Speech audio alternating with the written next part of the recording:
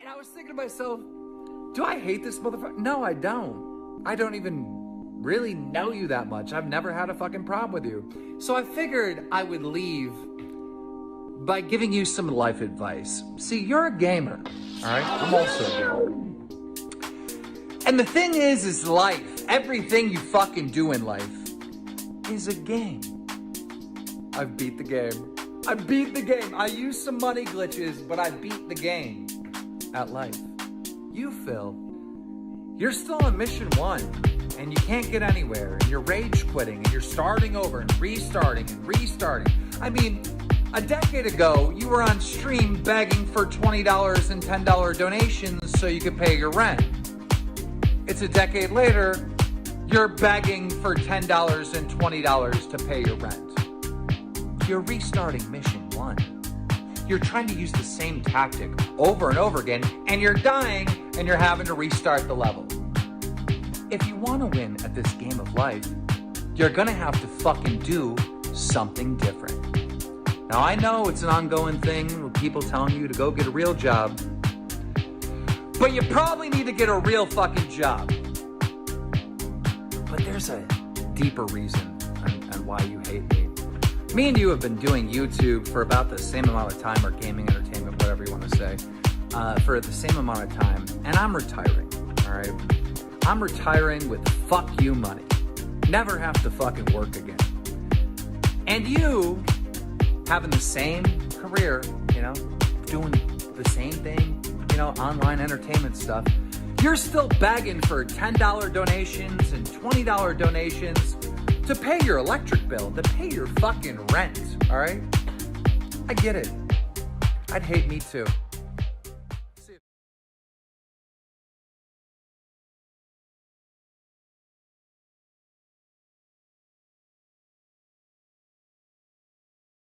And I was thinking to myself, do I hate this motherfucker? No, I don't. I don't even really know.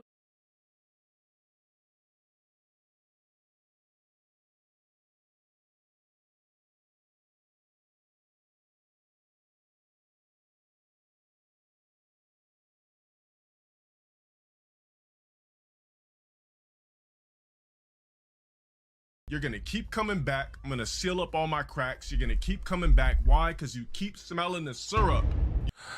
What's blooming, yes, your boy Shinko Fleur, and welcome back to a early edition of the Glaze State, where we load up the Level 1 podcast and watch Phil do the same shit over and over again.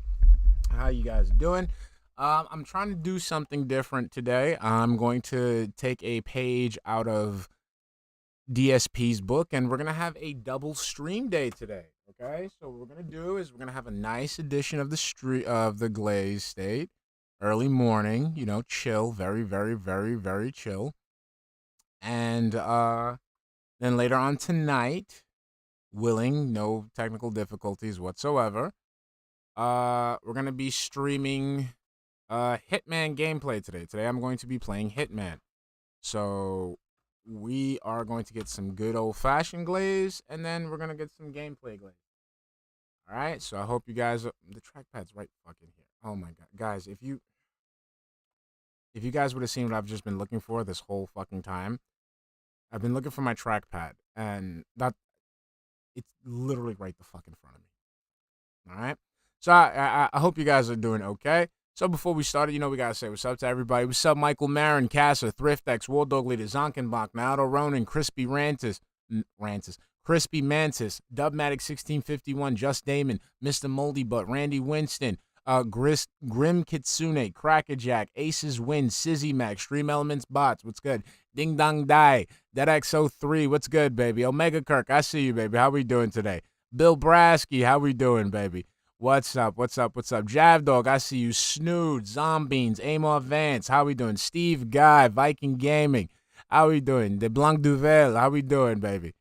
Flare full of gold, I see you. Dooley 710, Empire Sand, Cal L Agent, 47, Slurms 19, Tenshi Hinanawi, Alex Grainin. What's up, baby? How we doing today? How we doing? Tenshi, I see you, baby. I almost forgot Tenshi. I couldn't forget Tenshi. What's up? Yusuke Rameshi. What's up, baby? Sunny B. Falco, Korazi Q. What's up, baby? How we doing today? Everything's good. We're just sitting here chilling, loading up some stuff. So today we're going to, you know, look at some shit that Phil did yesterday. What he was playing? The Callisto Protocol? He was playing the Callisto Protocol. That's what he was playing. But I want to watch. Let me see if I can load this up. You see, my shit is all types of fucked up today. I had some shit planned, nice shit. You know what I'm saying? This is live. I'm live. I'm here, Prophet. I'm here. Hold on. before we get started, can we watch something? Can you guys entertain me for a minute? 15 minutes? Can you guys entertain me for 15 minutes? Let's see if I can get this loaded up. Oh, don't tell me it's gonna take fucking forever. Come on. All right, so I'm gonna wait for this shit to finish loading up. So before the stream ends, there's just some stuff that there's a segment of God of War that I just want to watch over and over again because it was just too funny for me. All right, when he was fighting that first berserker, I clipped that shit because that shit was fucking hilarious, man. Fucking dumbass. All right, yesterday, let's see, open with. Let's see. All right. All right, Sonny said he's a longtime viewer. He's been watching since the Boston Tea Party. Big ups. Big fan since the Boston Tea Party. Oh man, hold on, is this it?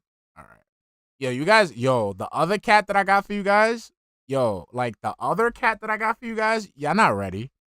BW Dubs, what's up, baby? It's really, it is weird. Like, it's a super weird hill to die on. Like, I don't understand why he wants to shill this game so much. Like, I don't think he got a review code. I doubt it. People don't like him. So, all right. Hold on. Let me just fix this up real quick. Oh, no. You're not ready. Mexican cat. You gonna get it, Michael. No, you're not ready. Bro. Bro, Alec Chan, what's up, baby? I see you. This cat that I'm telling y'all not ready for this one. You guys are not ready. You guys pretend that you guys are ready. You guys give off the impression that you're ready. You're really not ready. I'll do it tomorrow. I can't. I'll do it tonight. Nah, tonight when we stream. Yeah, I swear. I promise you, you guys are not ready. No, I can't show it. I can't let you guys. You guys would blow your loads way too quickly. Yes, I'm going into DSP dark territory. You guys would literally go nuts with this new cat. This new cat, she got the cakes. Oh no, sexy fills for when you guys lose this bet. When you guys lose this bet, y'all getting the sexiest of fills. Don't Profit. Don't be careful what you wish for, boy. All right, no tease. I can't even tease it. I'm sorry, Coraz. The rest of the chat, they made a bet. Nope, they made a bet. So this Christmas marathon, okay, they bet that Phil is going to play a Bethesda game for his Christmas marathon. Okay, if Phil wins the bet, if they win the bet and Phil does, I have to make a conscious effort to clear out my backlog of songs that I have, okay? Now, if I win, if Phil plays anything other than a Bethesda game, you guys get a whole week of Sexy Phil, meaning an entire week of just Phil at his, peak Sexy Phil, okay? And I'm talking about, it's gonna be tastefully done. So you're gonna see Phil in a very, very positive, sexy light. So there you go. So that's what we're going with. All right, Baby Man Gaming 4567. What's up, baby? I'm telling you guys are done. And then you guys didn't even consider the fact. That when he makes this poll, how many of games would be Bethesda games? I was trying to give you guys the out and say, Fallout 4. He's playing Fallout 4. Y'all wanted to be like, no. That's a little unfair. You got to make it like any Bethesda game. Okay. I'm telling you. You didn't even consider it. But I'm telling you, this Phil, he will be sexy. You will not be able to handle his sexiness.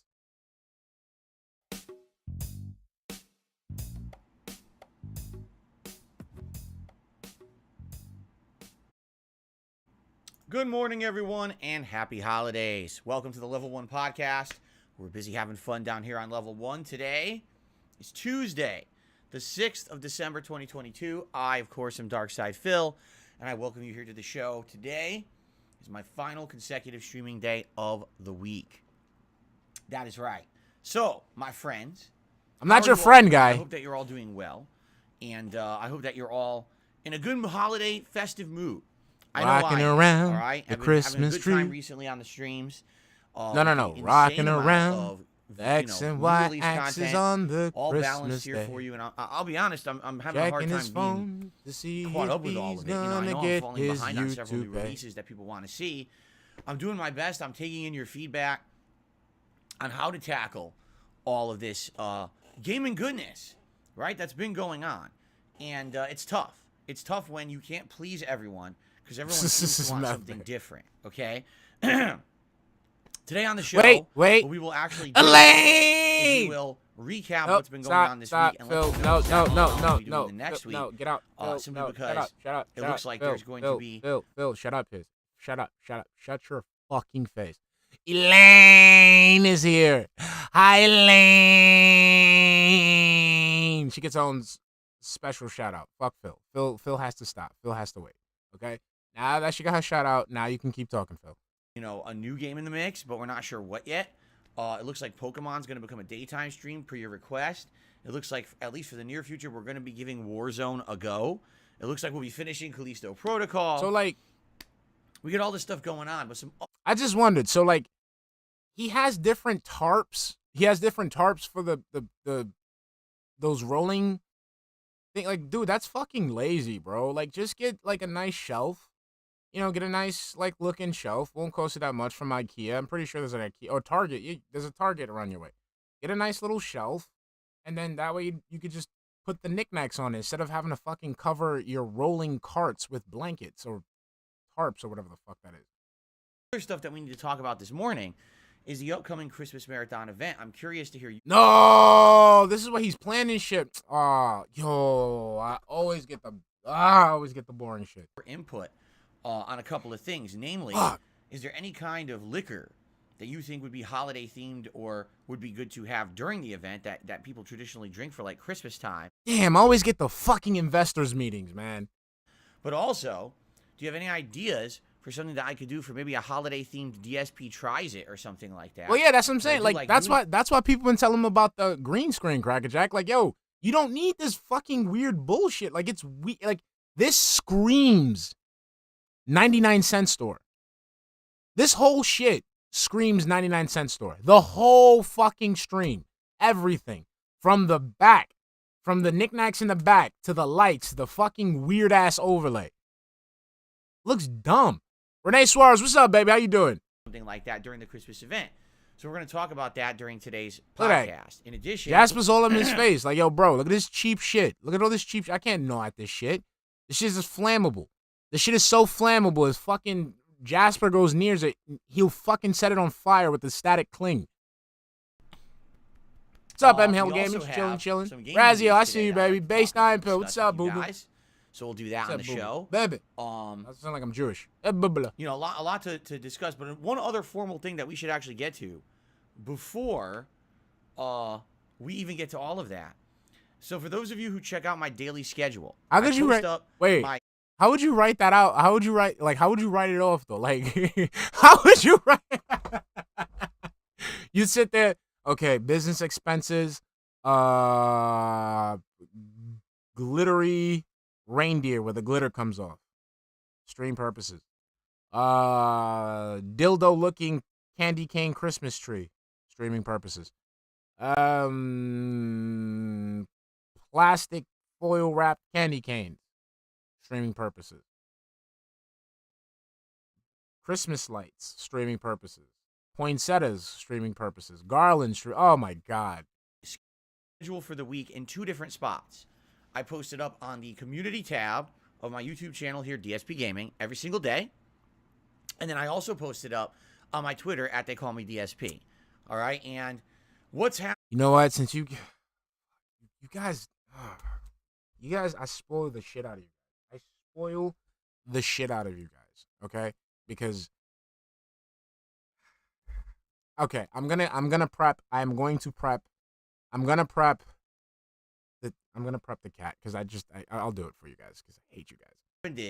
I hate you guys. I hate you guys because I spoil you guys. As you guys know, I turned my pre-stream, which essentially just was me playing some music and then chatting with you guys when ads used to run on the screen. If you remember, the pre-stream used to look like this.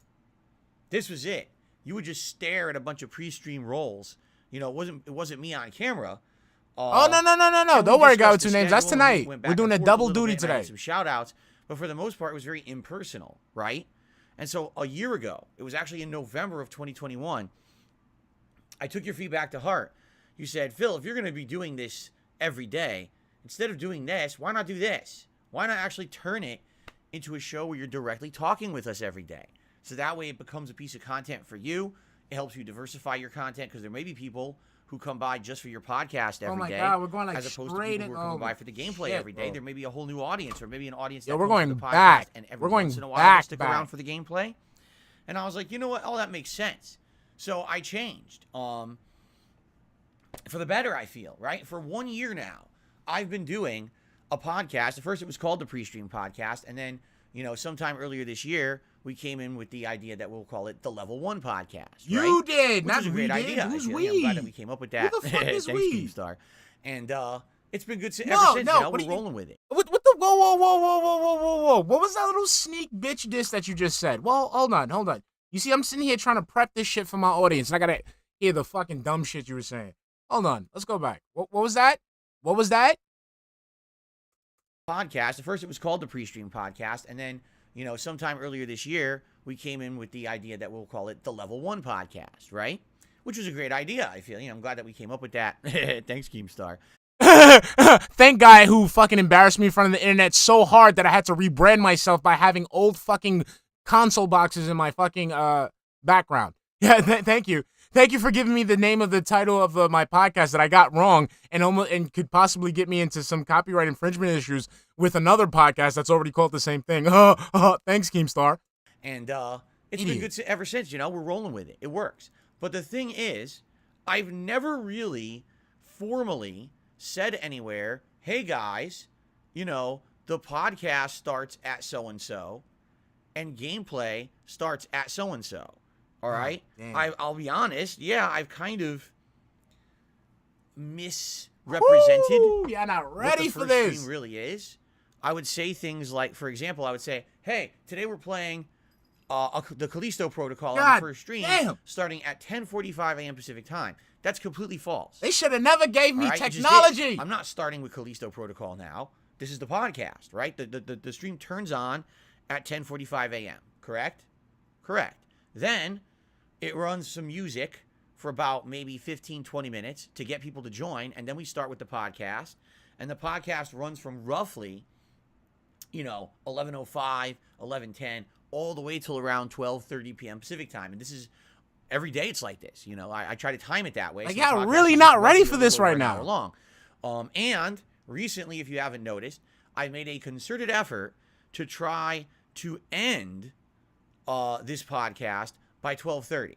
I don't want this podcast running insanely long unless there's a really, really good reason. Dude, you don't have anything worth talking about until 12:30. You could literally skip all this bullshit, which is literally you going over your schedule, which is you repeating the thing that happened the day before, which people could literally just watch, you getting information wrong, you ranting about something on Twitter, and that's it.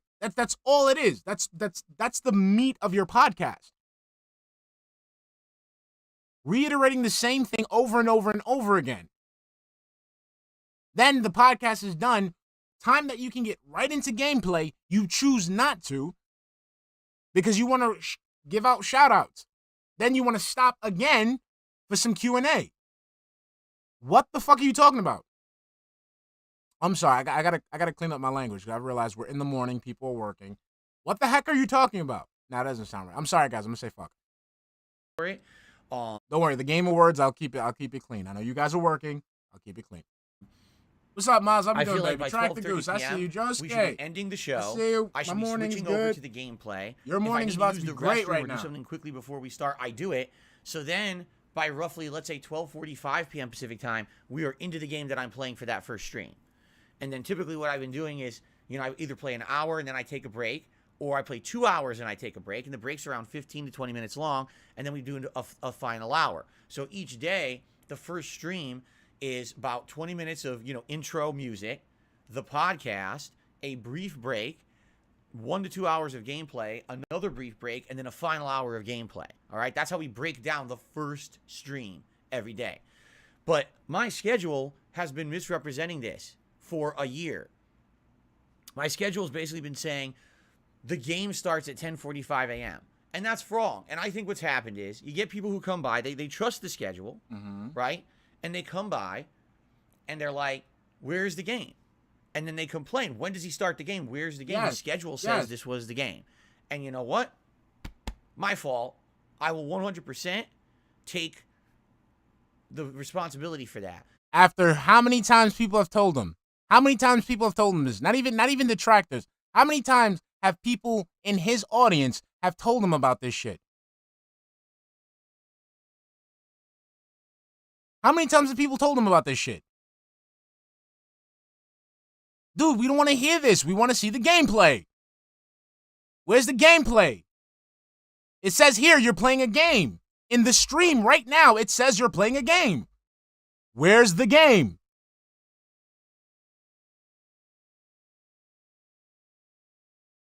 A year ago, when I changed the pre-stream to the podcast, I never really redid my schedule.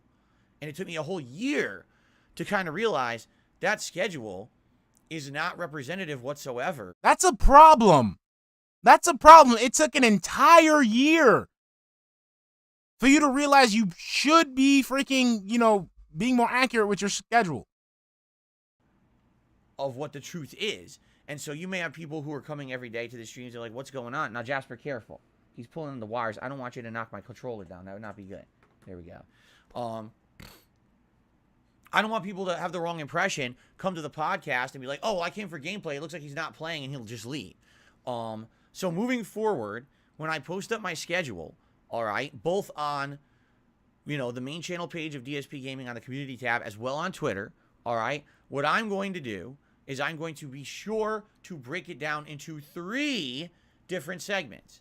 The podcast segment, the Level 1 podcast, will say it starts at 10:45 a.m. Oh, my God. So this Then whole the thing, gameplay- wait. So this whole thing right now is about him basically being more autistic with his schedule. Jesus Christ.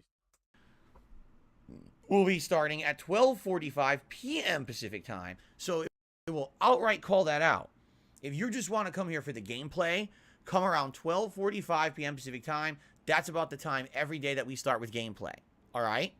And then, there's also the late stream, and the late stream starts at 6:45 p.m. Pacific time. And honestly, we don't really do any kind of a podcast or real pre-stream for that. I run a little bit of music, and usually we jump right into the game. So in that case, I feel like the schedule has been accurate. It's just the first stream that's kind of been inaccurate. All right. So there you go. That's what we're gonna do moving forward. And I give the guy the benefit of the doubt. God, I hope. damn it. Really. I mean, I understand that some people got turned off in the last year. I don't understand. It says he's starting a game. I come. Just there's like no game. Leanna did. What the hell is he doing? Now, the good news is in the last year, there's been a significant amount of people who've grown to love the Level 1 podcast. People who come by, and a lot of times they're here just for the podcast. They're like, I'm not interested in the game you're playing on this stream, but I'll hang out for the podcast, chill with you, and then we'll come, later on or whatever. And, that's cool. That's really cool. So, that being said. Oh, my God, bro. Thank you for understanding, and thanks. I forget who it was, because someone did actually call it out recently in, the last week. They were like, your schedule isn't really representative of what you do. And I looked at it last night, and all of a sudden it dawned on me. I was like, they're absolutely right. So what about the other people that have been telling you this shit for years? This schedule's wrong. I should fix it. I know, right? For the spirit of the season. I listen to your feedback.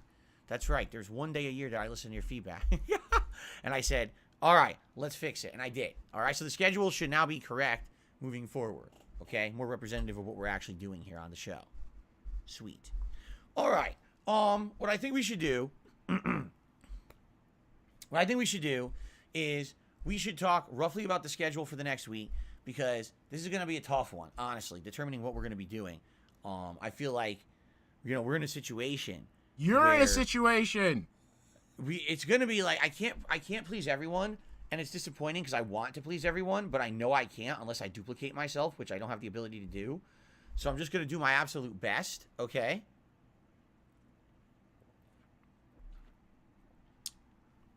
And I certainly hope that you're understanding if what ends up happening isn't something exactly what you wanted, all right? Let's go through the schedule for the week. Today, the Callisto Protocol continues, all right? I'm excited for this. As you know, I've been one of the propagators, the people saying, I like this game. I don't understand why people are hating on the game. One of the Half shills. the time, the things that people are saying that are negative, I can literally factually disprove about the game. It's just people being negative for the sake of bandwagoning because they think it's the cool thing to do, when in reality, they're just lying, okay? So, we're 8 hours into the Callisto Protocol, and last time when I played it, man, it got even better, right? The tenseness picked up, ramped up. The enemy types got even more varied. We're now in a part of the game that, quite frankly, is very, very tense. If I even make a noise, enemies start spawning in droves around me, and there's just no way to really handle that many enemies. It's pretty intense. And I'm having, I'm enjoying it a lot.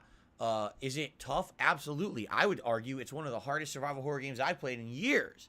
Probably the last game this difficult was Resident Evil 2 Remake, which I played on the hardest available difficulty at the time. They're about the same difficulty level, I would say. Of course, you don't even have as many gameplay mechanics available in Callisto Protocol as you do in Resident Evil 2 Remake. You're not even as mobile, you know? So it's actually even more difficult, in my opinion. And by the way, that's a good thing. I want challenge. I want something that's different. It doesn't feel like Dead Space, and that's a good thing. So I'm excited for more of that today. Now, people are basically saying that the game is 15 hours long. And in fact, I've had multiple people now come by in the last week and say, I just beat it, and I clocked in between 14, 15 hours, okay? So if this is the case, and the game is around 15 hours long, that would mean that today we'll get another 3 hours, and we'll be around the 12-hour mark, or 11-hour mark, I should say. And we're not going to beat it today. You know, the only way we would beat it today, I think, is if I absolutely excel at everything I do, and I rush through and I don't explore like I've been doing. I don't read the logs. I'm not going to do that, you know?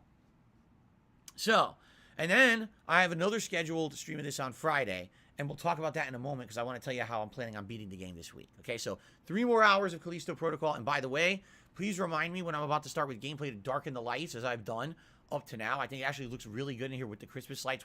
Why do they have to remind? Like, it's your stream. Why do they? Dude, you want people to remind you right after you finish talking and going to gameplay to turn down the fucking lights.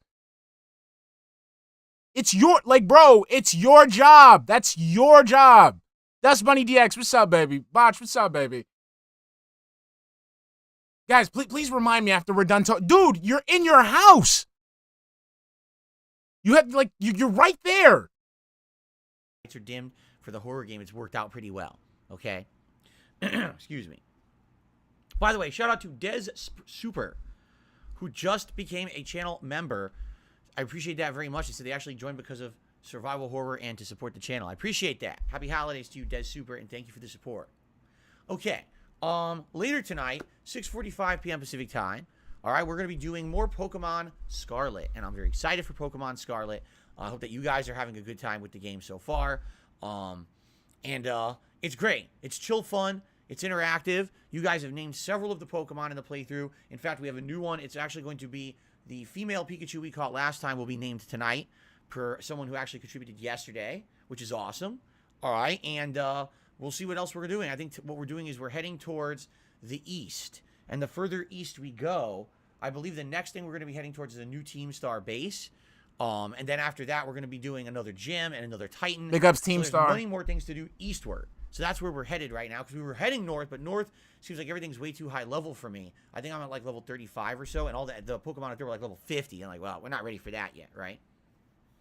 So we're going to head to the east. We're going to have more chill fun with Pokemon Scarlet. And by the way, this will be the final late night Pokemon Scarlet stream for now, per your request, because you guys have campaigned and successfully won me over in saying that you want this to return back to a daytime stream.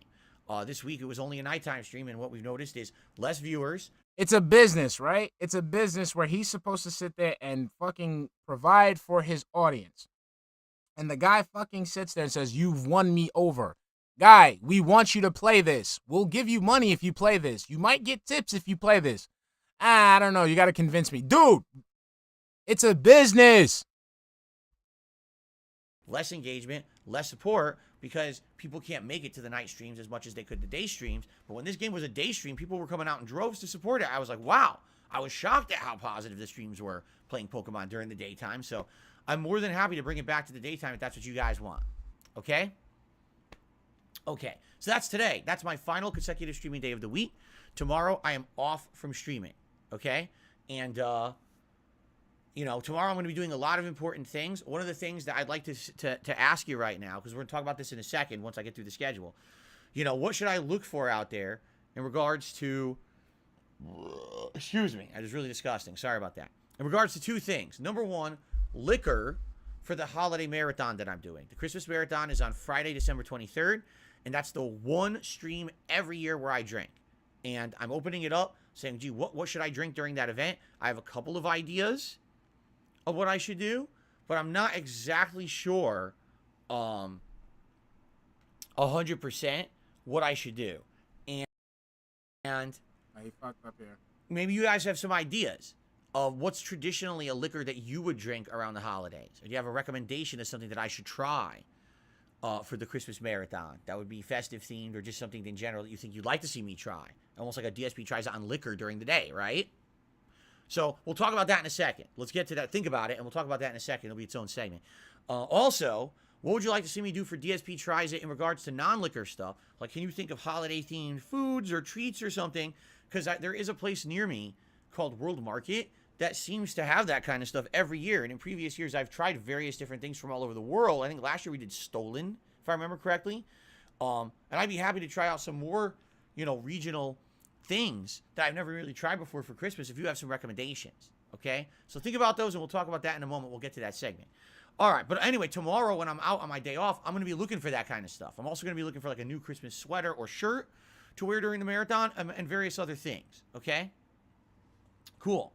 Now, Thursday, when we return, God of War Ragnarok continues, and we're going to continue on with the side questing. Now that I've gotten the spear, basically I've unlocked all the side content in the game. I can do the platforming stuff I couldn't do previously. I can blow big walls open that were previously just sitting there glowing. Just like Tyrone did to Cat last night. I can even do all the chest puzzles. So yesterday, we did a lot of Svartalheim, meaning the whole lake, and we went back to the Dwarven Village. Thursday, we're going to go back to the mines. The mines where we originally freed Tyr. He was a prisoner in there. So we're going to go back there, and we're going to reinvestigate the mines fully, do all the puzzles and things there, and then likely when we're done with the mines, we'll do some story. I actually checked with my wife last night. I said, do you know how much is left in the story of God? Honey, did you see did you check with your favorite content creator? Or Ragnarok once you get the spear.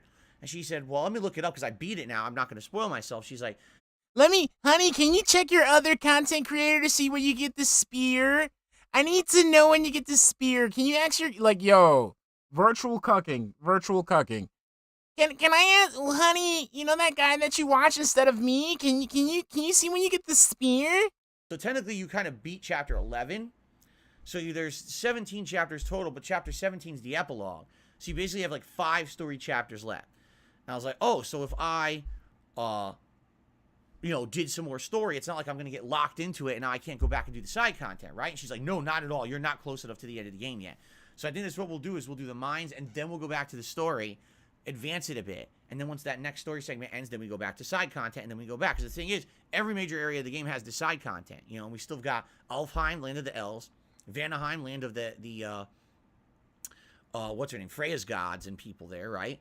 And then, Muspelheim is its own side content area that we just found the seed. We needed to find the Muspelheim seed to get there, and we have it now. So now we can do the Muspelheim combat challenges as well, right? So there's a ton of content still left, optional stuff in the game, in addition to us doing the story, okay? So we're probably still alternating on Thursday. Thursday night, we're going to do my second ever session of Warzone 2 and Modern Warfare 2. So let's talk a little bit about this. Last night, I did 2 hours of Warzone 2 here live on the stream, okay? First of all, how did it go? Well, I think I played maybe 5 to 6 matches, okay?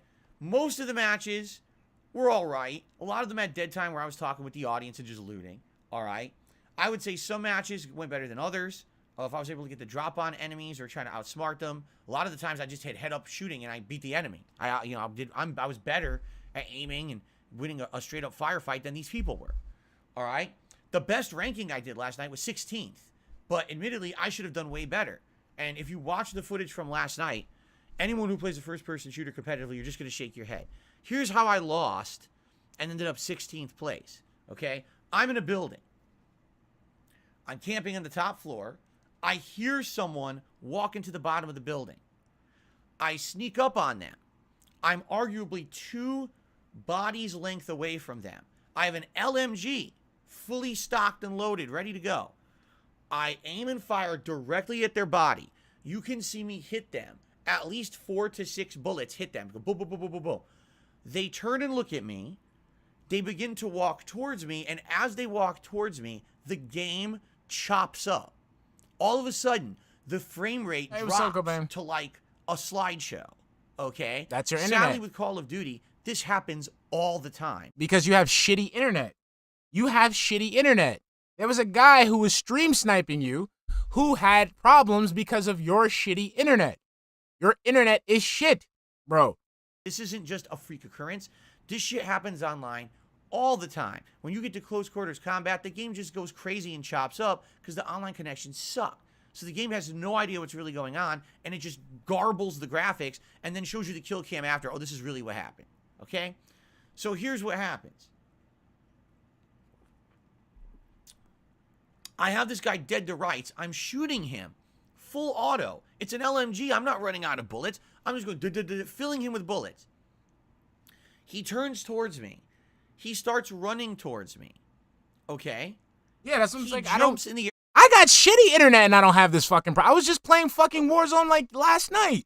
I didn't have this fucking... I don't have these issues. I literally do not have these issues when I play. And I have shitty internet. You guys know that. I have issues streaming and shit. And I don't have this problem when I play video games. Like a kangaroo. This... The same way your wife be jumping on that dick. Causes my aim assist to make my gun from aiming towards him to go whoop up into the sky. Now this is an LMG. It's slow.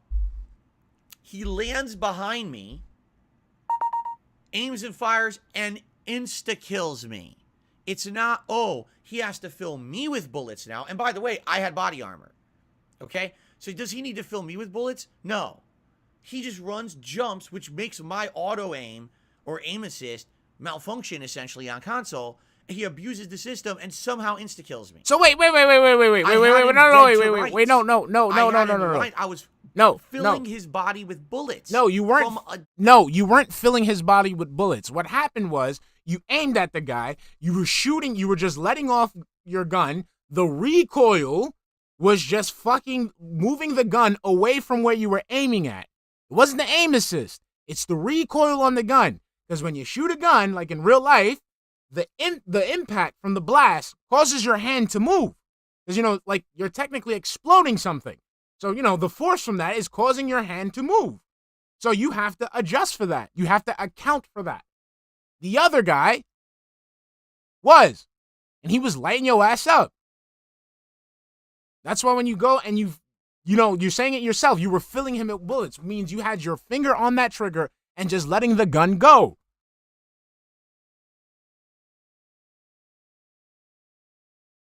It's not, I had dead to rights that auto aim. No, bro. You were shooting, filling him. Means you were letting the chopper go, and the recoil was moving your reticle. That's it. Distance. And the game is so poorly made. And then on top of that, it was probably from a distance. You didn't count for, like, drop distance and the bullets. Because, bullets don't just go straight forever. They do drop. So, there's that. That he's able to abuse the game mechanics to make the game out. But how is he, like, I don't understand how, like, dude, I swear to God, like, people have explained this to me. You guys have explained this to me. Lag switches and all that shit. I don't understand how somebody would just go ahead and say, hey, Phil's fucking me up. Let me just fuck up his internet specifically. Let me mess up his internet specifically so that way I could get the drop on him. function, chop up so I can't even maintain my line of sight with him because the game's down to like single digits of frame rate. And then he just insta-kills me out of nowhere. Okay? The game is trash. Now, I've told you guys this is Warzone 1. When we were playing Warzone 1 and I was getting into fights and the same kind of crap happened, I told you guys back then, I said, this game is shit. That's why I don't want to play Warzone 1. That, you know, when I played Black Ops 4 Blackout, it at least was Black Ops Combat. Okay? And Black Ops Combat was fun. But when you start playing the Warzone Combat, which is Modern Warfare 2019 Combat, it's not, or 2018, whichever year it was. It's the same shit. It's disappointing. It's the same shit. You don't even you don't even utilize the new mechanics that they have in the fucking shit. What are you talking about? It's the same thing, Phil. The problem here is that Warzone, you can't depend on your teammates. It's just you. So you're out there on your own and you can't compete. That's what it is.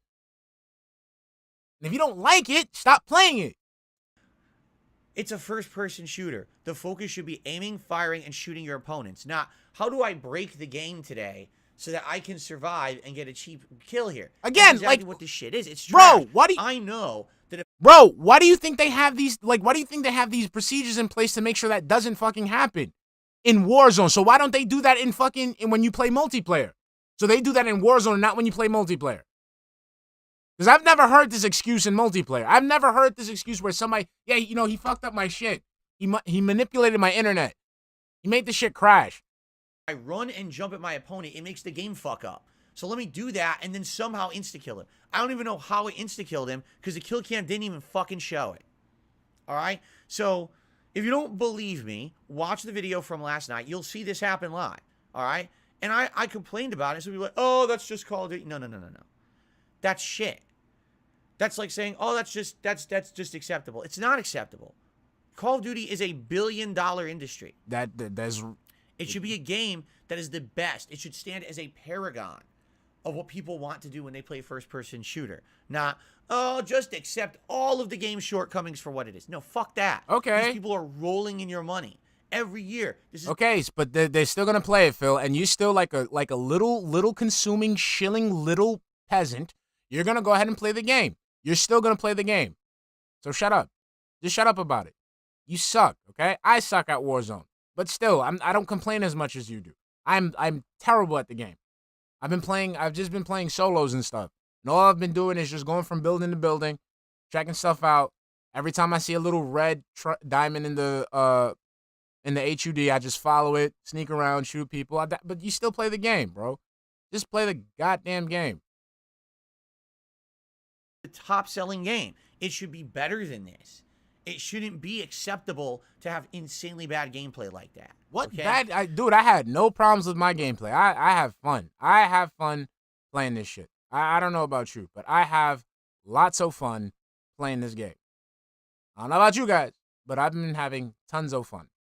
So here's the thing. I had fun playing Warzone, but it's very hard for me to take it seriously when that's the game. The meta of the game is break the game. What's up, Joe? So that you can't aim anymore. And the game's aim assist makes your gun go whoop, so now you can't even aim anymore. And then so at one point, again, I haven't been watching his gameplay. Did at one point him bitching about this, did he ever turn off the aim assist? Did he ever turn it off? Because it sounds like it's a very big problem for him. Doesn't anybody know? Because like he's sitting there acting like he's sitting there acting like this aim assist is the bane of his existence in Call of Duty. Like, dude, if that's the case, you could go ahead and just go ahead and turn it off. What is the problem? Like, come on, man. Also makes the game's frame rate go whoop and tank. So turn it there's no way off. you can maintain a shot and then get away with it and survive. Like, to me, that's like, wow. That's that's saying you're playing Street Fighter, all right? And someone's in the middle of hitting you with a giant combo, but you found a way to glitch the game so the combo passes through your body and the person can't recover from it, and you insta-kill them by doing 100% combo in response. You literally got... Let me go back.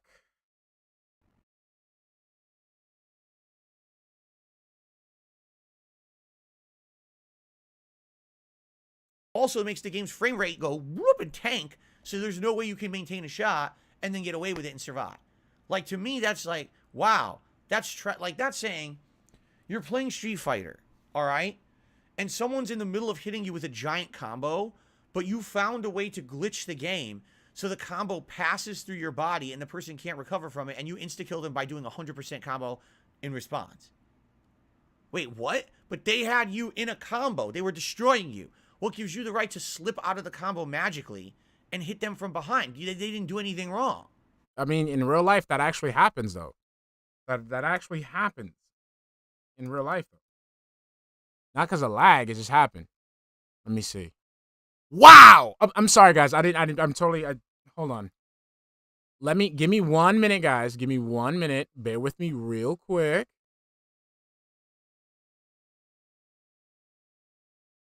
Bear with me real quick. Just bear with me for a moment. I'm gonna check something out here. Turn this off. Hold on. Hold on. Give me a minute.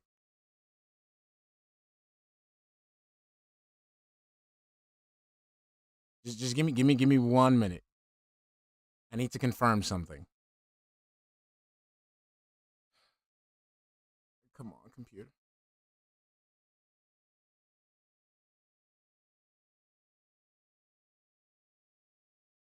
Hold on.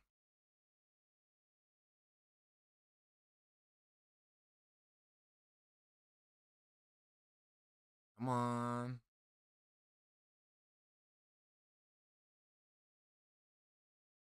I'm looking for something. Hold on.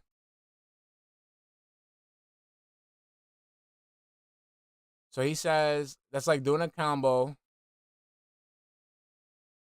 Here we go. Hold on. I'm sorry, dead air. I gotta. Hold on. So I should put. I need to have music put on when I have these moments. But I'm looking for something. Hold on.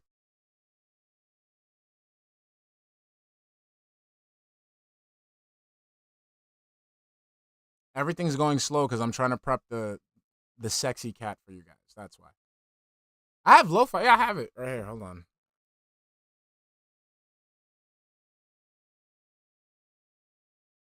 Let me see. You know what? Let's just do it together. Fuck it. I'm sitting here. I got you guys in the dark. Let's just do it together. We got time. It's morning time. The fuck. All right. So let's hear this again. Okay. We're gonna go back.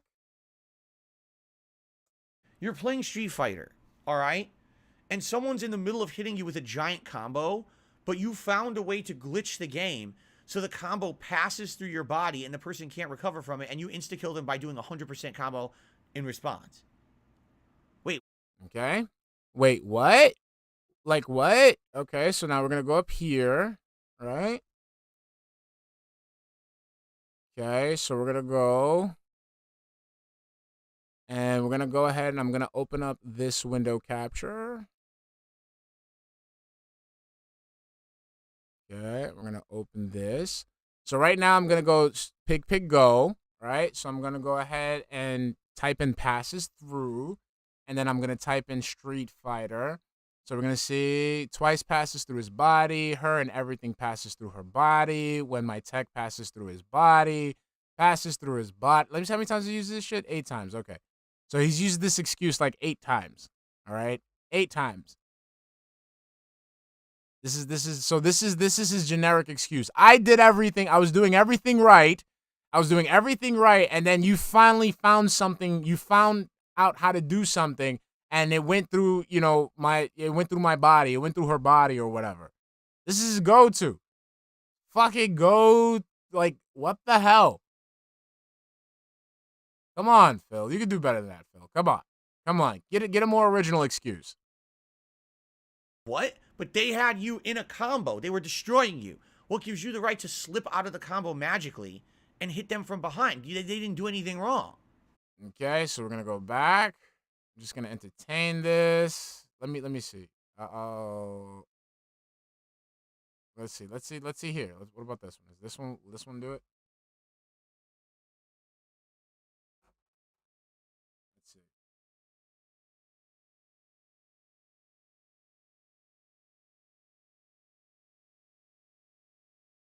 Come on, load for me, baby. See, this is what happens. Super hits twice, passes through his body, doesn't finish. Hold on.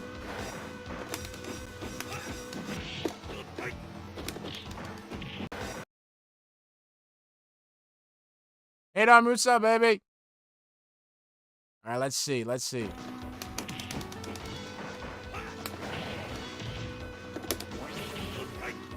How stupid is that?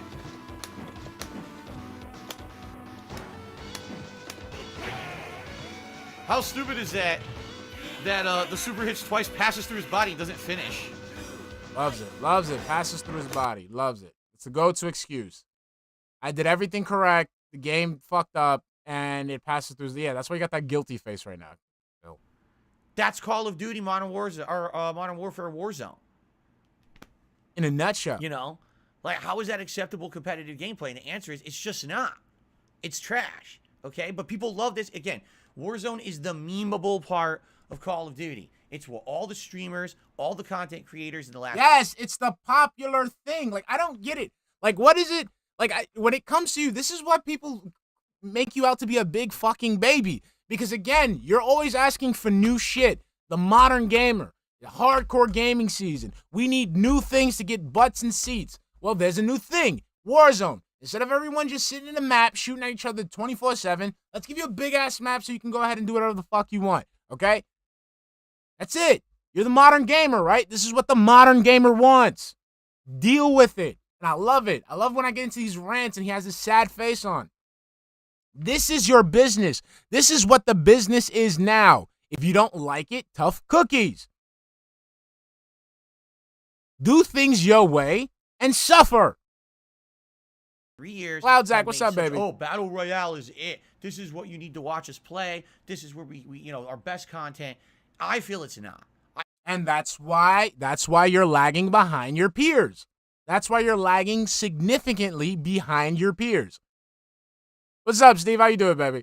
I feel that where it should be the competitive multiplayer like Team Deathmatch and Kill Confirmed and Domination. It shouldn't be Warzone, but Warzone has become the prominent part of Call of Duty. Deal with it.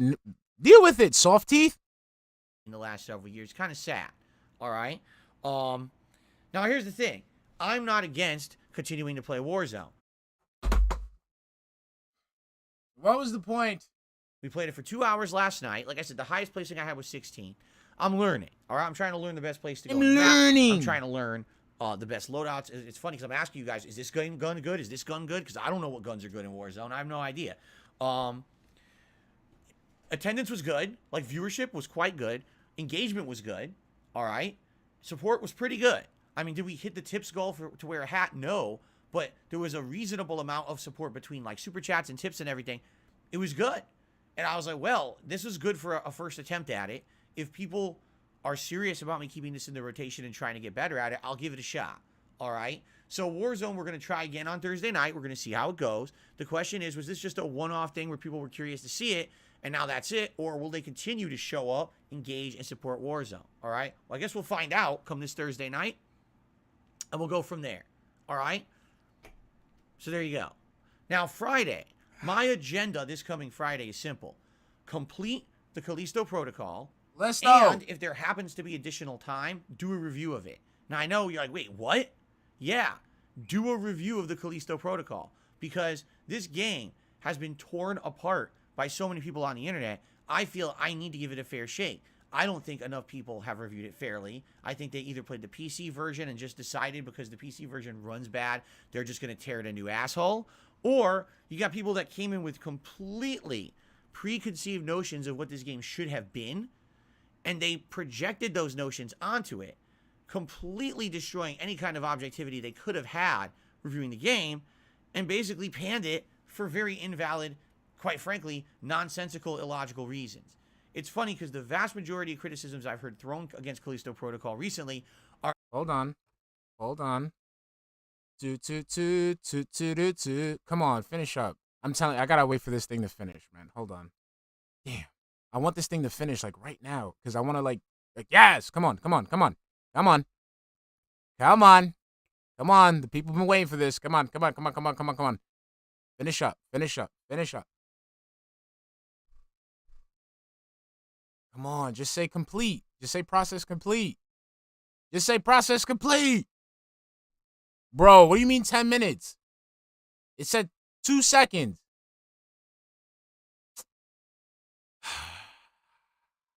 What's up? What's up, Lunar Guardian? Come on, bro. Come on. All right. Because the thing is, it's gonna slow. Process completed. There we go. Finally, we're done. Okay, so here we go. I'm gonna turn this off. I'm gonna click on this. I'm gonna go here. I'm gonna go here. Then I'm gonna go here. And then I'm gonna click on this. And then I'm gonna click OK. Then I'm gonna click this. I'm gonna go here, here. And then I'm gonna play this for you guys. This is a certified hood classic.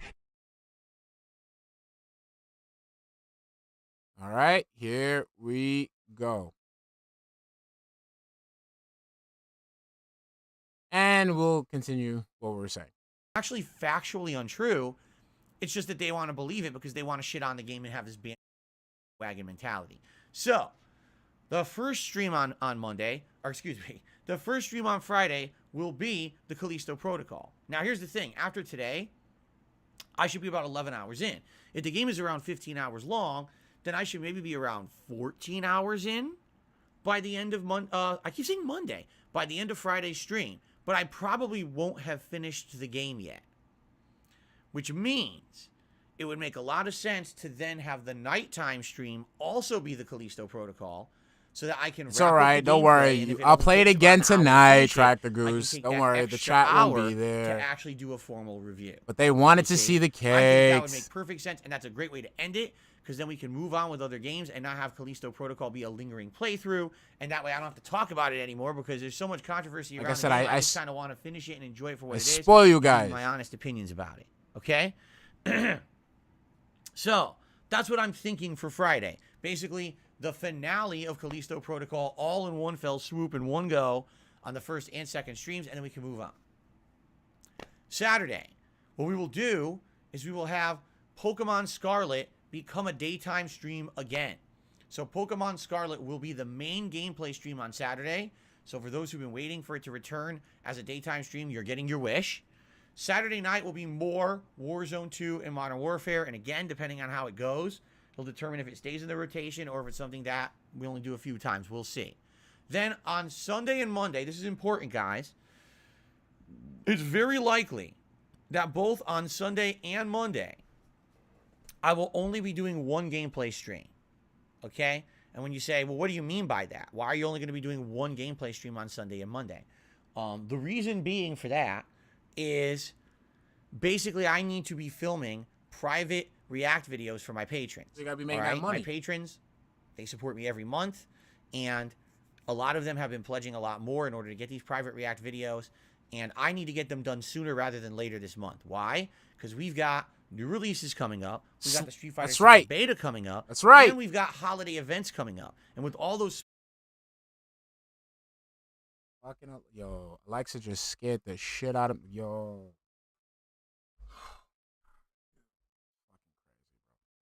special... I really thought somebody was in my house. I was about to start. Things getting thrown into the schedule. I need to get these done now before I get so committed to other stuff that I'm so backlogged I never get. Come on, Slayer. Get your money's worth, Slayer. Like I said, I thoroughly enjoy these videos that Slayer pays for, okay? I don't pay for them. Slayer pays for them. I enjoy them because, again, we watch Phil actually work for his money. So I'm not mad at it. Slayer, get your money's worth, baby. All right? I don't like overpromising and under-delivering. Last month, I didn't get my private videos out until very late, and I felt bad about it. I want to get these done as soon as possible. So next weekend, Sunday, all right, will be God of War Ragnarok on the first stream and no late stream as I sit Jay Sway, I'm holding off on Modern Warfare 2, but I am playing Warzone. Excuse me, those private React videos for my patrons. Then that's what I'm saying, Snoot, and we're not paying for it. Pokemon Scarlet on the main stream. We're not paying for it. Fuck it. That Monday night, again, very strong potential. There will be no late stream as I'll be sitting down to film the second half of my patron private react video. Yeah. All right? I'm not guaranteeing that. I'm just saying it's very likely it'll happen. Maybe I'll get lucky. I'll be able to film them all on Sunday night, and then we can have a late stream on Monday night. I'm not sure.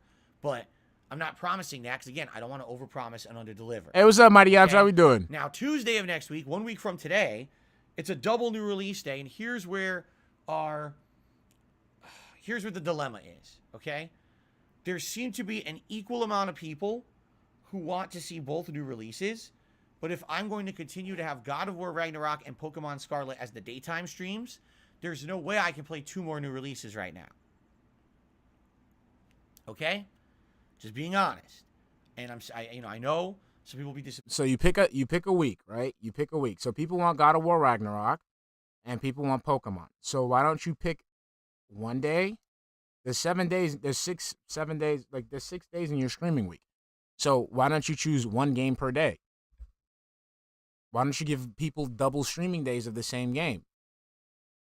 There's multiple solutions here to help you with that, Phil. Like right now, you're creating a problem for yourself.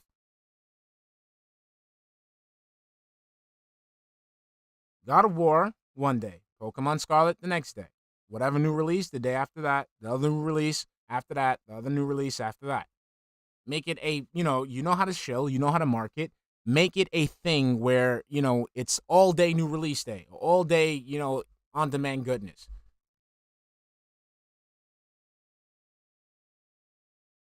That's it. Like today. Like today, I want to do the Glaze state, but at the same time, I do want to play Hitman. I don't have time to do both in one stream, so I'm going to split it into 2 streams. That's it.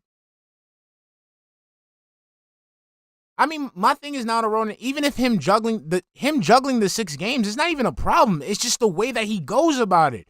He sits there and fucking stalls, wastes time, spoils himself, and then tries to look for every intricate thing in the game. He's the one that fucks up the fucking, he's the one that causes the backlog. The guy has nothing to do with it in his life. He can sit there and just barrel through a game in one day. If I don't play both right away, but I don't see how I can do it.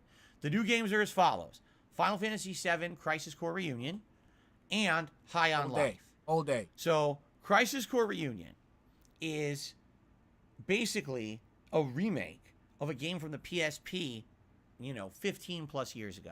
This was a game that was supposed to be a prequel to Final Fantasy VII. It was a good game, though. It did have turn-based gameplay, but it had some unique aspects to it that made it feel more like a unique handheld game than, a mainstream JRPG that you would play at home.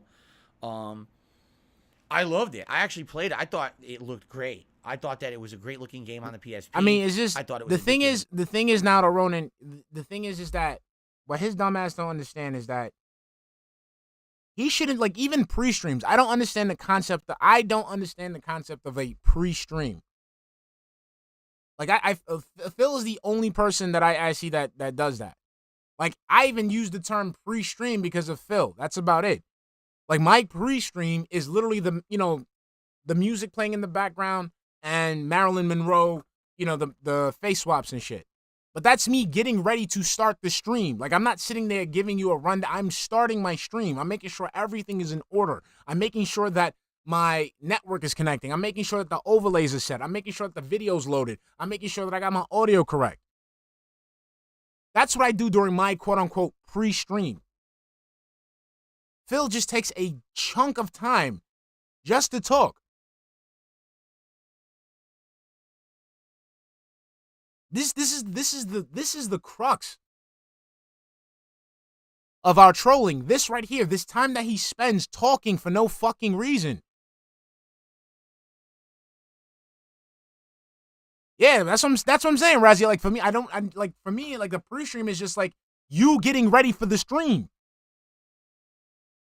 You not starting the stream and then having a segment cut out before the stream.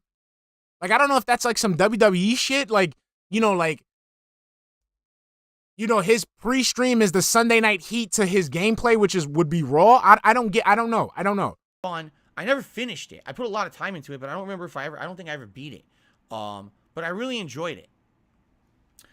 So the fact that they're re-releasing it today, basically I think what they're doing is they're trying to give you a little bit of additional backstory because since the Final Fantasy VII, the new one's coming out. Remember, there's a trilogy. My color keeps changing on the camera, by the way. I can't fix that's the stupid camera.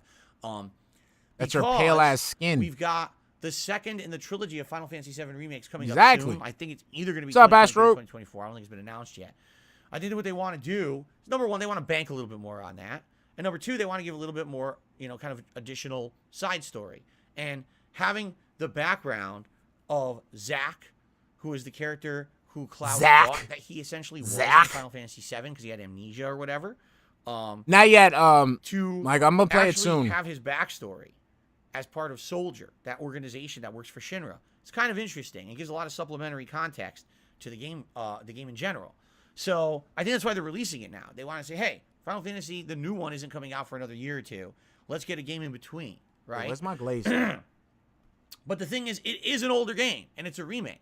Okay, just being honest, it's not a brand new game. It's not. Hold on a minute, guys. If you wanted to see it, you could see it right now. There's playthroughs of it all over the internet. It's certainly not something new. Okay, but it is something interesting and different, and maybe some Final Fantasy filler content until the next Final Fantasy eventually comes out. Right? Maybe we'll even get on the Game Awards this week. Maybe we'll even get some information on that. Right? What game are we talking about? Final Fantasy VII Crisis Core Reunion. Okay, it comes out a week from today. Now, the other game that comes out a week from today is High on Life. This is the first-person shooter that has a lot of character. It's from the makers of Rick and Morty. Your guns talk to you and actually have a lot of comedic value in the game. Seems like it'll be both challenging, fun, and funny. Hey, is he talking about High? I just got back. I'm sorry, guys. Is he talking about High on Life? Because I think I'm gonna play that.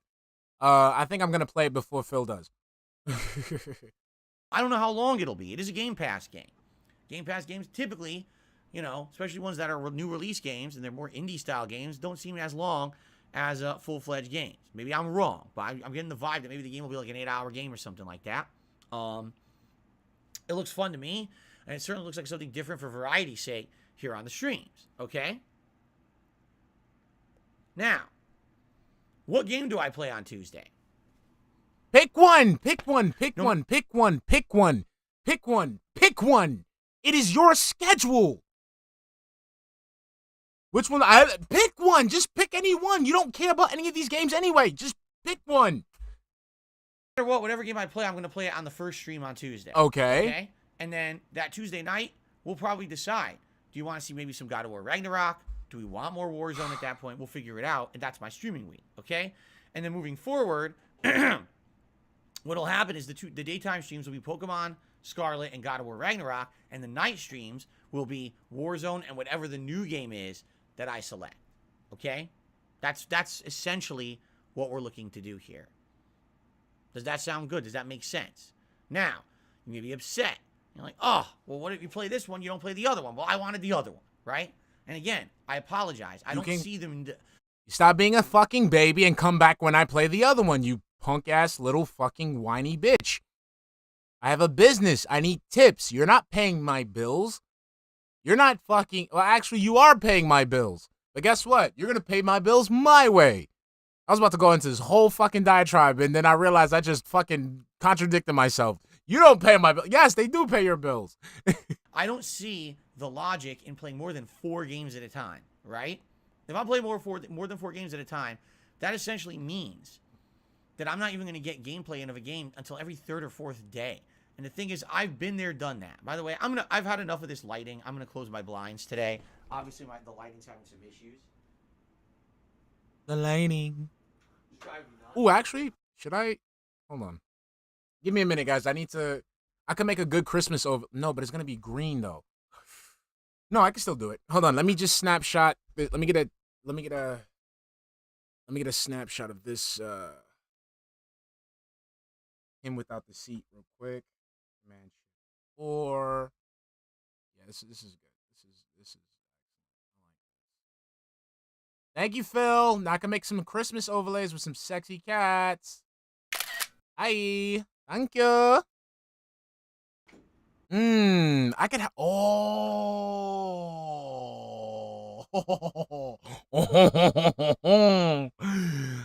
We haven't had a good panda overlay. Oh, we could have the. Yeah. All right. The juices are flowing. The juices are flowing. Don't worry. We're gonna get one special Christmas panda overlay. Okay, just one. Just one. One. I There, told you now guys. hopefully the lighting- This is your fault. This is your fault. Okay. You guys do this to me. Okay. You guys do this to me. All right. You've corrupted me. issues are solved. It won't keep going light, dark on me. Okay. Okay, so I've been there, done that. If you remember, many years ago, there were Just like your wife. 2 different years this happened, where there were so many new releases that came out in a short period of time, and you guys wanted so Mac, many I got a nice B that I outfit. committed to playing most of them. You see? You see? God, you guys just keep giving me stuff. Jeez. I got the B stuff for you, Bumble the Badass B. I got some B related stuff I can cook up for you. And when I committed to playing most of them, there was times when I would play a game only once a week, or at most 2 times a week. Now, some of these games were lengthy, so there were some games that took me over 2 months to complete because I was juggling so much. And here's what happens. All right, When you end up let me look playing it up. Games like that at a lengthy thing, and you're balancing so many, people lose interest. They want to see new footage of the game that they're really enjoying at least a few times a week, okay? And to them, it's upsetting when they're basically wanting to follow a certain game and they got to sit around and wait for it, right? And even especially if it's like a lengthy RPG or whatever, can you imagine only playing it like 4 hours a week or 5-6 hours a week, and the RPG is like 60 hours long? It's like, dude, I gotta wait 2-3 months to watch this whole thing, right? So I hear you on that, and that's what happened. Is you lose viewers when you take so long to finish something. Case in point, look at God of War Ragnarok. At this point, God of War Ragnarok, we're what, 35 hours in, and you know it's very hard to retain viewership for the game now. You know, and admittedly, I've been playing it for almost a month now. I get it. At the same time, what did you want me to do? Just play God of War Ragnarok for 2 weeks and play nothing else and skip every other game? Obviously, that wasn't the ideal situation either. So in a lot of these cases, there really is no right way to do it. But being that I've been around the block, all right, Just like your I know how this wife. works. I know if I play 2 new games on Tuesday, and here's the other thing. That coming weekend after Tuesday is the Street Fighter 6 beta. That's 3 days out of the schedule. I'm only playing Street Fighter 6.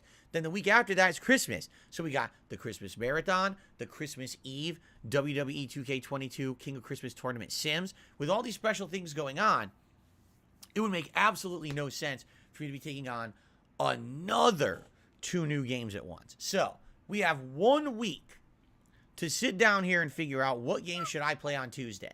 Should it be High on Life, or should it be Final Fantasy VII Crisis Core Reunion? Now, don't worry. If we determine one, and I play that one, that doesn't mean I'm not playing the other. And again, I want to assuage everyone's fears of all the games that have come out in the last several. I can't. He just makes everything. There we go. The pancakes are ready. Shimatsukage, thank you for the $5 super chat, hun. Make stuff entertaining and you'll probably get more people to your channel. Exactly, honey. Exactly, honey. Thank you, honey. Shimatsukage, how you been? I hope you've been okay, honey. I haven't seen you in a minute. I hope everything's fine with you, honey. Love you. Thank you, honey. Games such as Mario plus Rabbids, Sparks of Hope, Midnight Suns, Bayonetta 3, Need for Speed that just came out this last week, and then whatever game I end up not playing on Tuesday. These games are not going to definitively become unplayed forever. That's false. All right? What I'm saying is, for now, these games are not being played, and then eventually what we're going to do is we're going to probably get to them when we have the downtime to do so. It's looking like early January is fairly empty.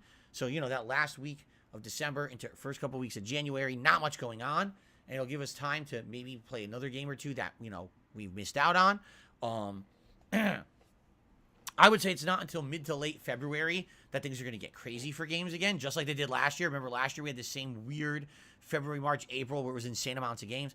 Basically the same thing's happening again this year. It's pretty silly, but it's happening. So we will still have some time there to sit down and determine what we want. Also, to let you know, guys, I think it should be only fair. I think I should warn you guys.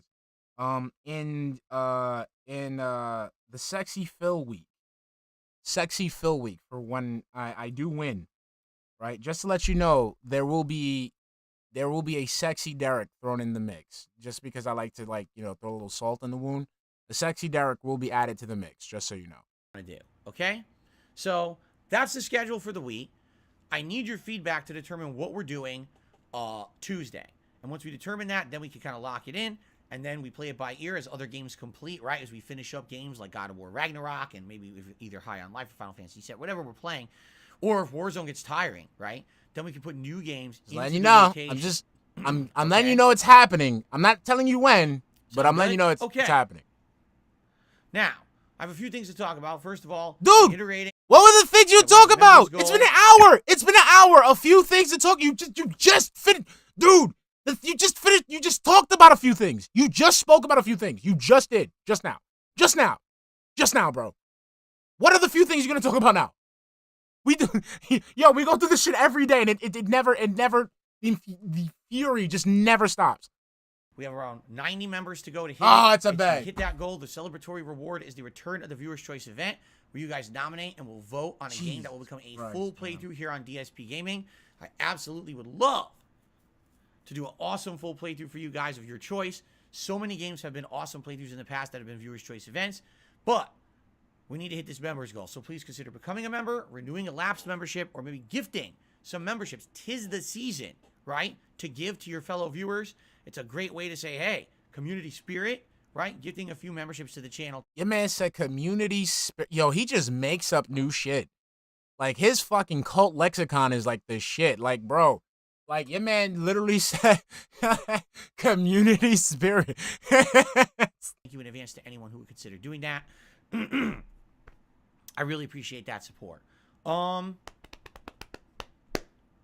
So, now that we got through all of that, what I'd like to talk about a little bit is the upcoming Christmas marathon and two things for it. First thing is holiday liquors and or what kind of liquor do you think of when you think Christmas and that you think something that I should drink for the Christmas marathon? So basically, what is it that you dumbasses would give me money for?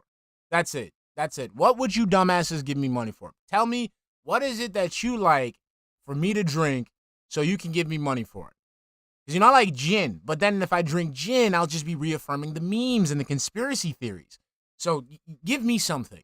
Now, to give you some examples of things that I've had in the past, number one thing that I think I've drank the most during the Christmas marathon is eggnog, all right? And I'm talking alcoholic eggnog. But I'm going to be honest with you.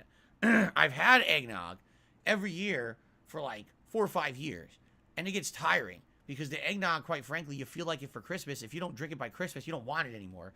And it sits in my fridge all year. I'm like, oh, shit. And then finally I end up drinking it in, like, August. Because I'm like, I want to get this out of here, And the thing about eggnog, it's... Bro, how much eggnog did you get that it lasts till August? Eggnog, you get it in December, right? You get it in December. You get eggnog in December. How much do you get that it lasts until August?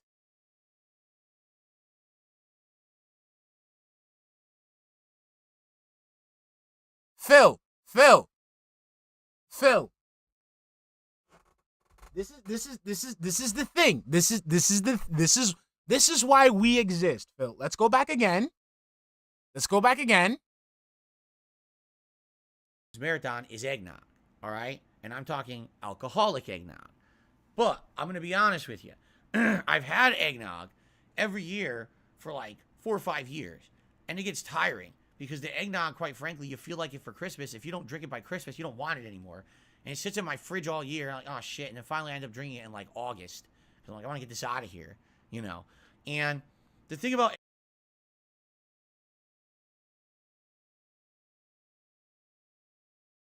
No, but Cracker Jack, that's aging. You're aging. That's not like you're just leaving it there.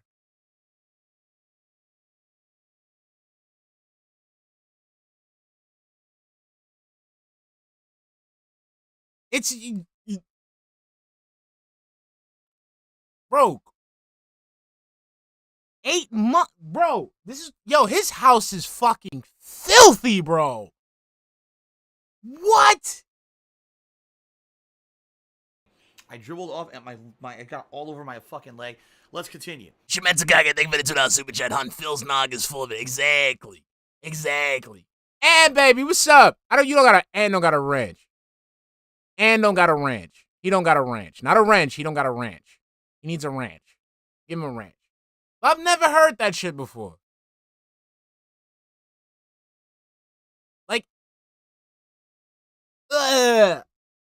So, ladies and gentlemen, Phil has eggnog. So he wastes money on eggnog and leaves it in his fridge for up to like 8 months. 8 months. That's nasty. You're nasty. Nasty, sir. Absolutely nasty. Eggnog, it's very thick. It is full of sugar and calories. And quite frankly, you can't drink that much of it. You end up feeling like you drank double milkshakes, right? But how much do you get? It's just you and your fucking wife. It's just you. How much are you getting that you can't drink it all? Some half Puerto Rican. We have a version of eggnog called coquito. Coquito don't, at most.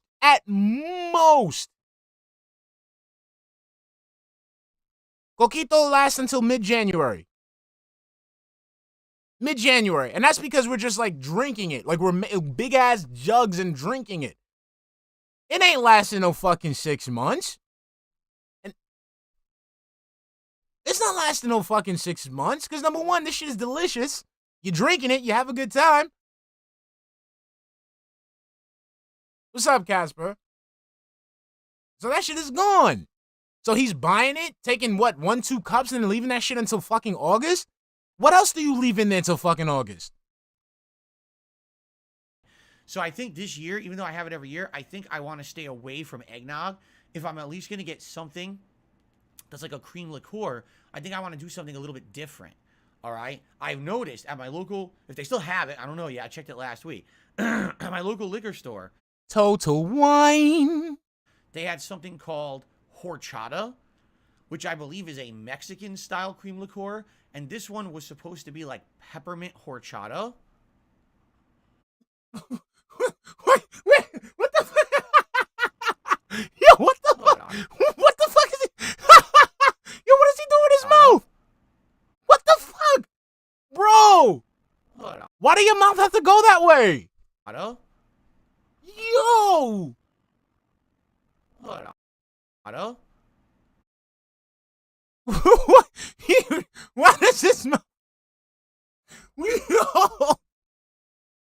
Yo! What? Yo! This is a certified hood classic. Bro, hold on. Look, yo. Come on. How come I can't do it? I want to do it slow motion. Fuck, man. Peppermint horchata.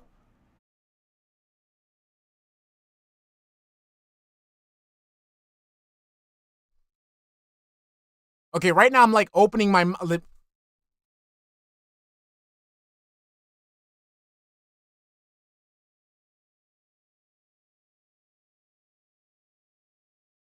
What the fuck is this? Horchata. What the hell? That's like a face that SpongeBob would make. Horchata. Look at that. I don't know what that is.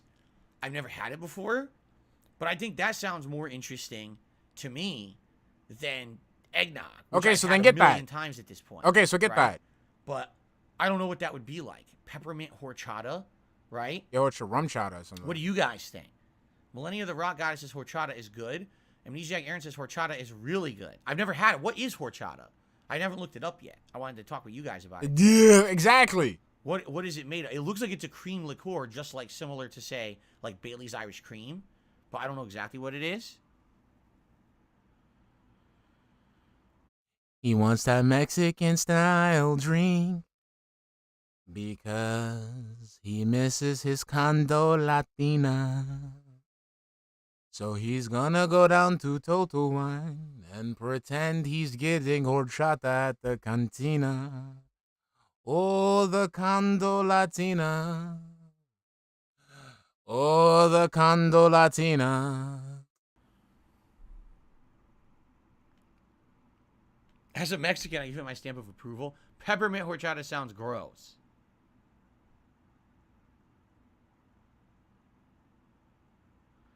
It's not alcoholic. No, this one is. This is the liquor This got liquor in it, man. This is the liquor. This got the liquor. store. It's definitely alcoholic. If It's got the liquor, guys. It's got the liquor. Trust me, guys. It got the liquor. selling it at the liquor store. What is horchata? No one's explaining to me what it is. It's a cinnamon rice milk. Oh.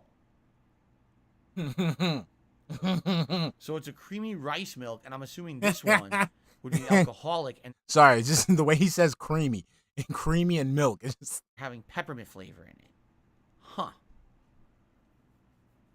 Like, interesting. That might be different.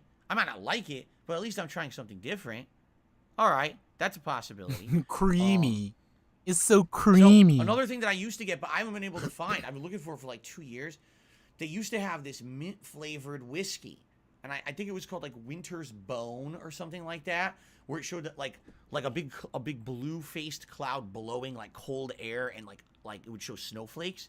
So I used to get this, and I loved it. Oh, you used to get like Phil used to get a lot of liquors. Y'all notice that? I don't know. Yeah. Phil gets a lot of liquors. It's kind of weird. I thought it was very refreshing to have like a minty whiskey. You could take shots of it and stuff, or have it over ice on the rocks. But I haven't seen it in several years, and I don't know if they just don't He's had quite the collection of liquors. make it anymore, or if they just don't have it in my local liquor stores anymore. But, you know, what I would say is last year, I tried to get something that was supposed to be cinnamon apple whiskey, and it was not cinnamon apple. It was basically just cinnamon. And it was disappointing, because when I think cinnamon, I don't think necessarily Christmas for just cinnamon, you know. You think cinnamon apple, that sounds like cider, and cider's kind of like a fall-winter beverage, so you think that could have been good, but really it didn't taste like apples at all. So I was actually really disappointed with that. You can make white Russians with chocolate liqueur. It's very Christmassy and high quality. Drink some White Russians, they're the best. Oh hold on shit. a second.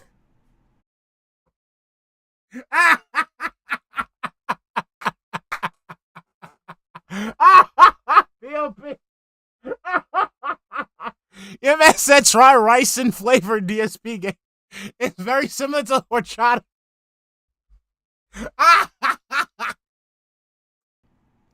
Hold on a second here. I will, I can't take a breathe. look here. Let's look for a recipe for a White Russian.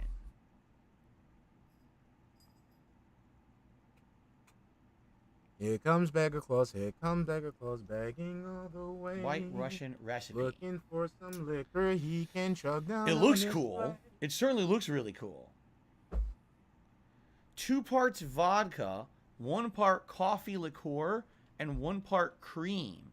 Mix the vodka and coffee liqueur, add the ice, pour in the cream on top. Just like Tyrone does the cat.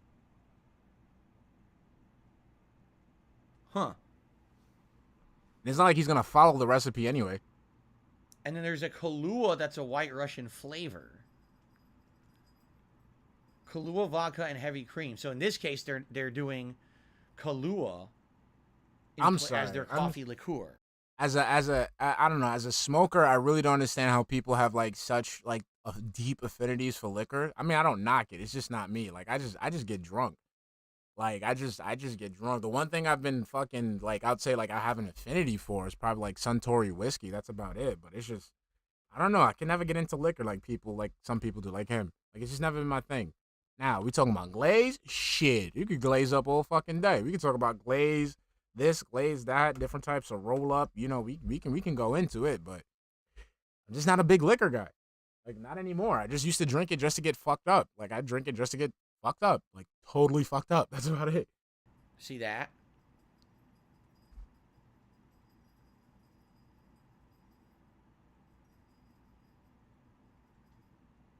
Yeah.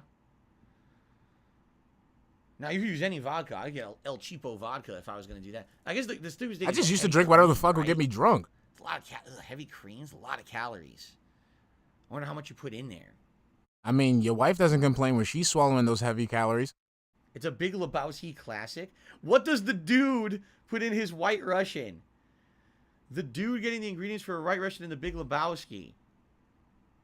Mix together whole milk, cold brew coffee, Luxardo Sambuca, vodka, and St. George's coffee liqueur, and garnish it with a cocoa powder. I just liked it because it was fun. What?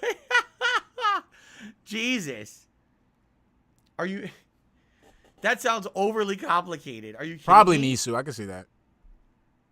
That's ridiculous. All right. So what I would say, all right, here's what we'll do. Since you guys are recommending the White Russian, all right, what I will do is I'll leave this open on my phone, and when I go out tomorrow, I'll see if I can actually like find the ingredients. You're right, Ignew. For What's up, Ignew? How you doing, see, baby? like what they have at the liquor store. She's getting all the Together. nog. She meant to So some kind of a coffee liqueur. It could be Kahlua or something else. Some kind of vodka, right? And I guess some cream. So I'd have to buy some cream to put in it. Because I think all we have is flavored coffee creamer. I don't want that. I think I really like a hazelnut coffee creamer. I don't think you want that. You want like a... See, like this is the portion. This is the portion where like this is the podcast. This is a podcast. This is the podcast. So when somebody comes and watches this on demand, they're gonna sit there and just watch this man fumble through liquors. Right now, he could be playing a game. Nope, he want to just fumble through liquors. So, oh, excuse me. That's interesting. I have to imagine you trying to make this on stream and spilling it all over the place. Like, yeah, it's a good idea. Trying to make mixed drinks here in the office with all my equipment. It sounds like a really holiday-themed disaster waiting to happen. Okay. Anyway, all right. So that's a good suggestion. So I think the horchata, if they have it, we'll try that. I'll have to see if I can get the ingredients to make a White Russian. All right. Now, what else? How about this? Anything like a hard liquor that you guys think of when you think of the holidays? Is there anything that you guys would traditionally drink around this time of year? Because I was thinking, is there something that I could maybe do some shots of? Like we could have an incentive on playing a game, and either like we hit a certain level of support on the stream or whatever, then I'll take a shot. But what would it be? Right? I've done whiskey before, but the thing is, I wouldn't want to do just like maybe plain whiskey. We could find like a flavored I'm good. whiskey.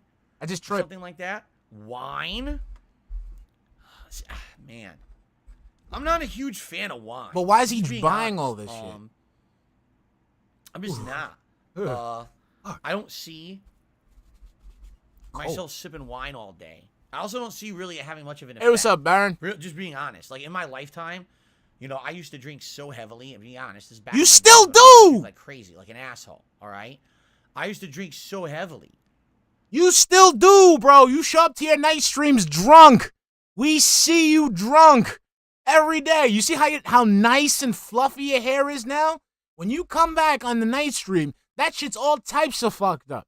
You sit there and you can't even fucking focus. Bro, it was one thing. Fuck, I gotta look for it. Yeah, I gotta look for it. I think it was on a POP stream. Hold on. Not even a POP stream. Yeah, it was a POP stream. Hold on. Where the dude got pissed. Like, he does this thing where he gets pissed, right? And then he starts raging, and then, he turns it off. Like, in the video that I wanted to show, actually, I have it right here. In the video I wanted to show you guys. I think he's drunk on day streams, too. Because let me show you this video that I got. Hold on. Because I wanted to go over this. This is what I want to see before we start the stream. Let's see, is this it? Yep, hold on. With... I'm going to say QuickTime Player. All right, open this up.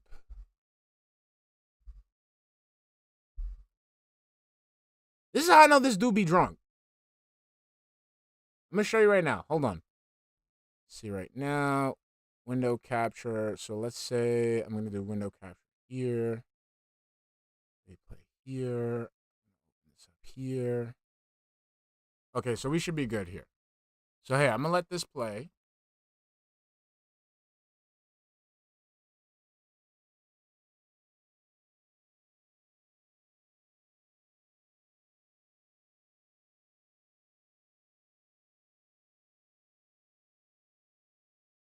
This is how I know this dude be fucking drunk, bro. Watch when this dude bitches about this shit. Hold on, let me, because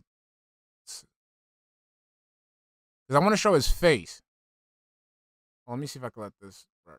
Let me turn this down a little bit. So watch his face, man. I know it's a little choppy. Look how dead-faced he is. What the fuck? Fuck this. Look, he starts raging. The last hit, it doesn't want to work. Fuck this game. No, fuck you trying to be like Dark Souls, and your mechanics don't fucking work.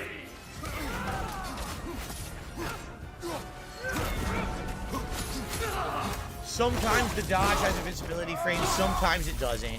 Sometimes the parry works perfectly, sometimes it doesn't. I give up. I'm just gonna fucking revive. Why try to do it? Right? Why even bother? So look. He goes to the rant. No He's point. pissed. Before, there was nothing to be done. Finding that hilt changed things. A fight that literally should not be hard if the fucking mechanics worked right. And they half the time they don't. Oh no, I pulled this raw from timing. dspgaming. Every time, and sometimes the parry works, sometimes it doesn't. Sometimes my rage works, sometimes has zero effect on him. Well, I didn't make the game, so sorry, I can't make those fights work better. I think that's the weak point of the game, is those fights. Really, because again, they so desperately want to be like Dark Souls, and they're not, because the mechanics fail. It just shows the shortcomings of the game engine. So watch, frankly. and then it just turns it off. Is this the dwarven town here? Boom. It is. Boom. I should have kept it rolling, but look, like right here. I know you can't see it, but look at in his face. That's the weak point of the game, is those He's fights. there. It's really, because again, the thoughts are just coming out. They desperately want to be like Dark Souls, and they're not, because the mechanics fail. It just shows the shortcomings of the game engine. And he blanks out here. Frankly. Is this the dwarven town? That's here? fucking weird, bro. Matters little. Like somebody who fucking. We're gonna watch the rest of this later because I want to watch it like and laugh at him. But like that's not normal. That is not fucking normal at all. You know what I'm saying? That when I drink, like I told you guys, okay, what I was doing for the first few years that we were doing this event is that I would buy a bunch of holiday themed beer, right? We had these different flavored ales. There's like a chocolate ale. Chocolate. You know, a winter's ale. We had one that was called Santa's Butt. Do you remember that? And I would buy like 5 or 6 of these. I'd actually purposely buy all these different ones, and then I would be switching between them and drinking them all day. I would get a little bit of a buzz, but not that much. And what would end up happening is it would kill my guts. Like, you're drinking that much beer. What happens is you just get bloated. You're full of calories, right? And you don't Full of estrogen. feel good. Just admittedly, you just don't, you know? And again, I think that's because I have a very high tolerance at this point because I used to drink so much that You still do. it takes a bit. Like, if I have 1 or 2 shots, I'll get a buzz. But if I'm drinking a beer, I barely feel anything. And the Because you're a fucking raging alcoholic. beer is an equivalent of a shot. It probably take many beers. By the time I'm getting a buzz from beer, I don't really feel good anymore. I'm like, oh, I drank so many. I feel bloated and gross, you know? So that's why I kind of want to stay away from doing beer this year, because I think I would rather have stuff that I can drink over the course of the day and not feel bloated and gross, right? Glog. Drawing things, we have something called Glog in Sweden. Mulled wine. It's a mulled style wine. Glog. It didn't say mold style. It said mold wine. Mold wine. It didn't say mold style. It says mold. It says it right there. DSP Gaming. We drink glog. Glug in Sweden around Christmas time. It's mold wine, English translation if you heard of it. He didn't say mold style. Let's go back. Let's go back. Let's go back. Mulled wine. It's a mulled style wine. No, it didn't say mold style. Because we have something called Glog in Sweden. Mulled wine. It's a mulled style wine. Mold Glog. wine. Oh my god. Let me go back. Let me go back to make sure he didn't use the word style. I'm not seeing styled. Wait. Mulled wine. He He has not used the word style at all. Right here, drawing things. DSP Gaming, have you tried mold? He said it weird, but mulled wine. It would kill my guts. Like, you're drinking that much beer. What happens is you just get bloated. You're full of calories, right? And you don't feel good. Just admittedly, you just don't. Bro, that marketing is ingrained in his because I have a very high tolerance at this point because I used to drink so much that it takes a bit. Like, if I have one or two shots, I'll get a buzz. But if I'm drinking a beer, I barely feel anything. And the beer is an equivalent of a shot. It probably take many beers. By the time I'm getting a buzz from beer, I don't really feel good anymore. I'm like, oh, I drank so many. I feel bloated and gross, you know? So that's why I kind of want to stay away from doing beer this year, because I think I would rather have stuff that I can drink over the course of the day and not feel bloated and gross, right? Glog. Drawing things, we have something called Glog in Sweden. Mulled wine. It's a mulled style wine. Glog. Oh my God. That shit is in his head.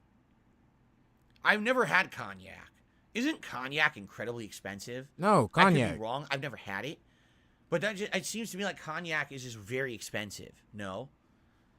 You know, it's one thing to say I want to drink during the holiday marathon. It's the other thing to say I want to spend $400. Says the man. So like, I don't get it. So where does the consumer shit come in? Like, the materialism where he's like, yeah, I gotta get the more expensive. Blow the money on the liquor. Get the hard shit. Get the good shit. Get the shit that's gonna go down smooth.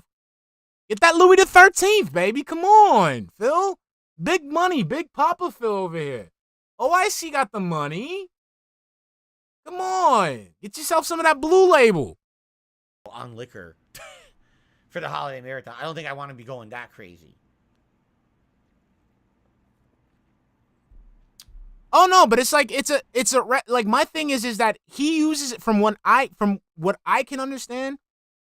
From what I can understand, the word style, he uses it because of all the fucking foods that he eats. Okay? So a lot of foods, right? In order to like you say, like wiggle room, like they use that same excuse. So they go ahead and have something, they'll make a knockoff of something, and then they use the word style to say, like, no, it's not the actual thing, it's not the real McCoy, but it's inspired or made in the same style as that thing. So the thing is, he's buying a lot of frozen processed bullshit. They'll say Italian style, because he's a fake-ass Italian. So Italy's based as fuck. They keep their shit out like a brand. So it's like, you can't, if it doesn't come from Italy, you can't call it Italian. So what a lot of companies do, they use Italian style.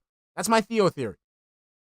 But he sees it, and he uses that a lot. And it's like, it's being used a lot in, outside of food now, and it's pretty fucking annoying. It's not, but it's like he uses it for everything. He uses it for everything, but that's how he knows it. Because think about it. What does Phil do every day? What's the one thing he does outside of streaming all day? He goes to buy groceries. That's it. That's all he does. Like, that's the only thing he does that's of note. He goes, okay, okay. I forgot about champions.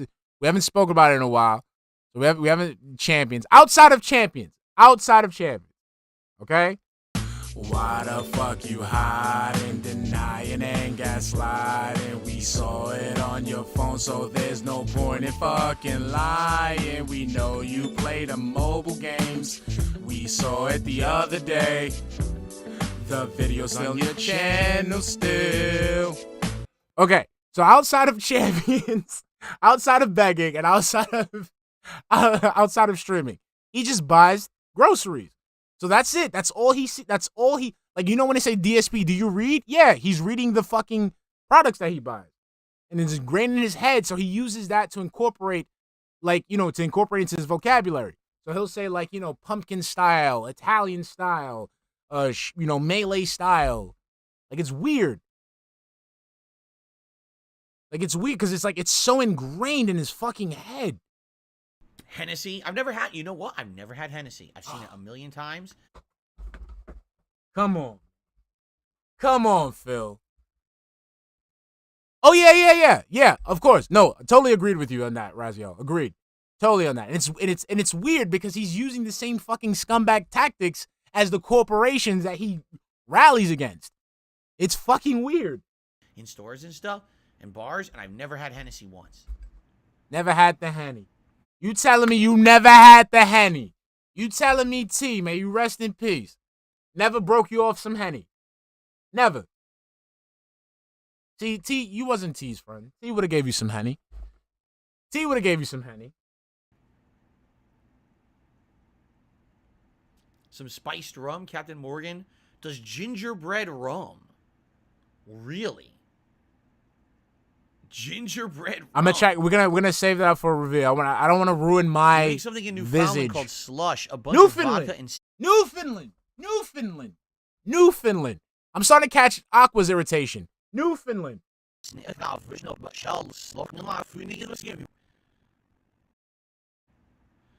We make something in Newfoundland called slush. We make something in Newfoundland called slush. A bunch of vodka and syrup in the freezer. It's sick. Newfoundland. Ugh, I don't know about that. See, Randy Disher says, what about Bailey's? Well, if we're already doing a horchata, and we're also doing a white Russian, I don't think we want to do something with even more cream. I think we'll stay away from another creamy drink. Exactly. Cat swallows enough cream as it is. Newfoundland.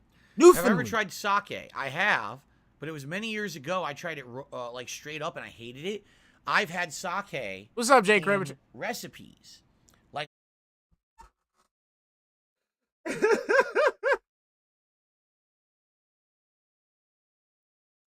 in recipe. It was many years ago. I tried it like straight up, and I hated it. I've had sake in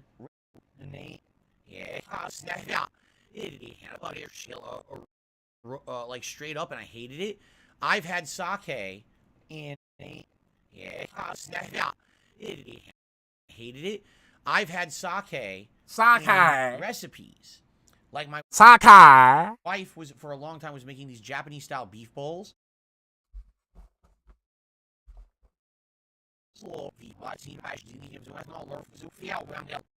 Like my wife was for a long time was making these Japanese style beef bowls.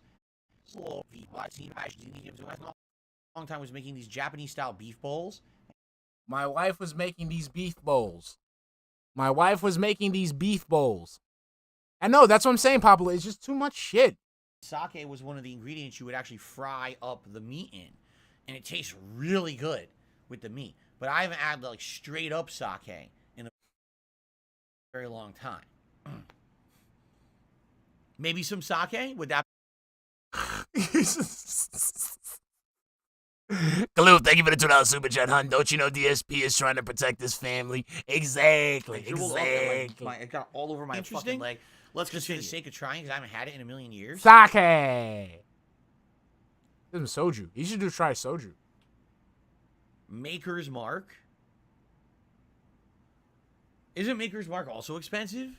It's whiskey, right? Isn't Maker's Mark whiskey? Isn't it pricey whiskey? What are we doing here? What are we doing here? What are we doing here? What are we doing here? Drawing things says you think I would like glog. Well, the thing is, I don't even know if they have glog here. You know what I mean? You're talking about something from the Netherlands or whatever. Or you said Sweden? I don't know if they would have that here. I have to look into it. If you do have sake, would you want chilled or warm? I mean, how could I... The way I say it would have to be chilled. How am I going to have warm sake? I can't boil it and bring it in here. You don't I'd have to have over ice or whatever, right? The fuck you need to boil shit for? It got all over my fucking leg. Let's continue. Jake Raymond, thank you for the 99-cent super chat, hun. The fuck you mean boil? You don't gotta boil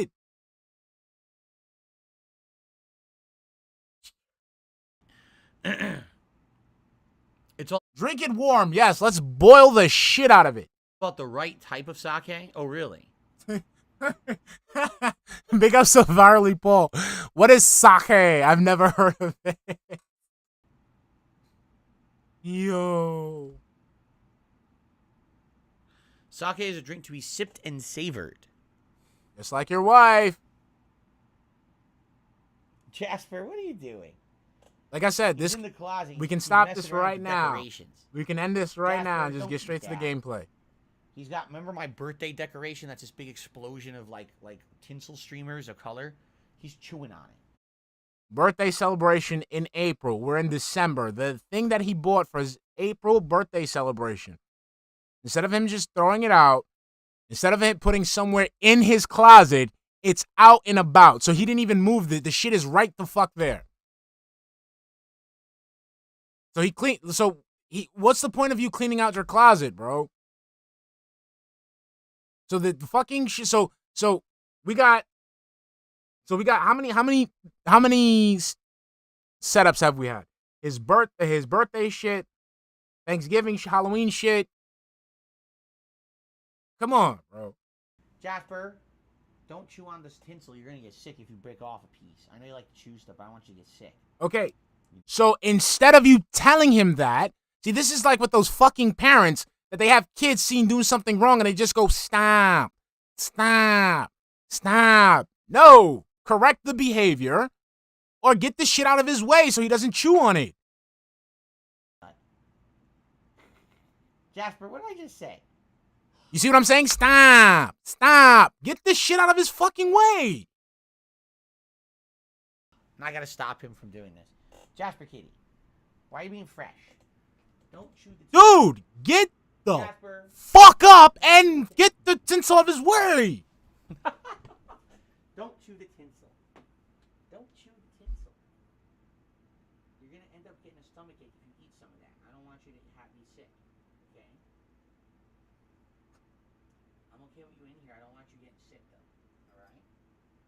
Why don't you lay down? I got you a nice blanket. Look how nice and comfy this blanket is we bought for you. I got this for you. You never lay on it. Why not? Excuse me, Phil? Can you repeat that? Nice and comfy this blanket is we bought for you. I got this for you. You never lay on it. One more time, Phil? It's a nice blanket. Look how nice and comfy this blanket is we bought for you. Okay. You were able to afford a new blanket for Jasper. I mean, that's good, though. I like it. I'm not mad. Lay down on the blanket. No, he won't do it. So since I reorganized my closet in the summer, it was August, right? When it was reorganized, I bought a nice blanket for Jasper, thinking that on days when he's in here and he's watching, I'm playing games, he'll want to relax with me in the office. So I ended up getting him this nice blanket, and it's like it almost looks like a deer skin color, but it's very soft, very cushy blanket. It's a deer skin color. It's brown. So it's brown. It's brown. The thing is brown. It's brown. And it's on the floor, just laying across the floor of the closet. I'm like, oh, he'll go in there, he'll lay down. He laid on it once. He liked it. He laid on it and he napped on it. And then after that, since then, he never lays on it. He'll go in there and mess around, and he leaves and he lays on the floor here. I'm like, can't win. Darth Revan, thank you for re-upping your membership for 5 months. He says, happy holidays with a bunch of Santa emotes. Thank you very much, Darth Revan. I appreciate that. Very nice. Okay. Shout-outs? So, Woo! I got some ideas. So you guys are saying some kind of sake. You guys are saying the ingredient Stop saying it like that. for a white Russian. We'll probably try that horchata, and I'll see what else I can find. All right. Ideally, what I want to do is I do want to find something that maybe I could do a shot or two of, so that way. But we'll do some kind of Hey, like, I don't it's know. We'll have chalky to milk. Think of it this way. I can't do a million shots. I'll get drunk as shit. I'll get sick. Okay. So maybe every milestone we hit of support, right? Like every $100 raised on the marathon, I do a shot. But I'll be drinking in between. Like I'll be having the horchata, I'll be having a white Russian, and then if we hit $100, oh guys, time for a shot, right? And do something, whoop, do a shot, right, and go from there. But the whole point is I have to slow down if I start getting sick or I start getting way too drunk. All right, I'm not gonna be falling on my face. Okay.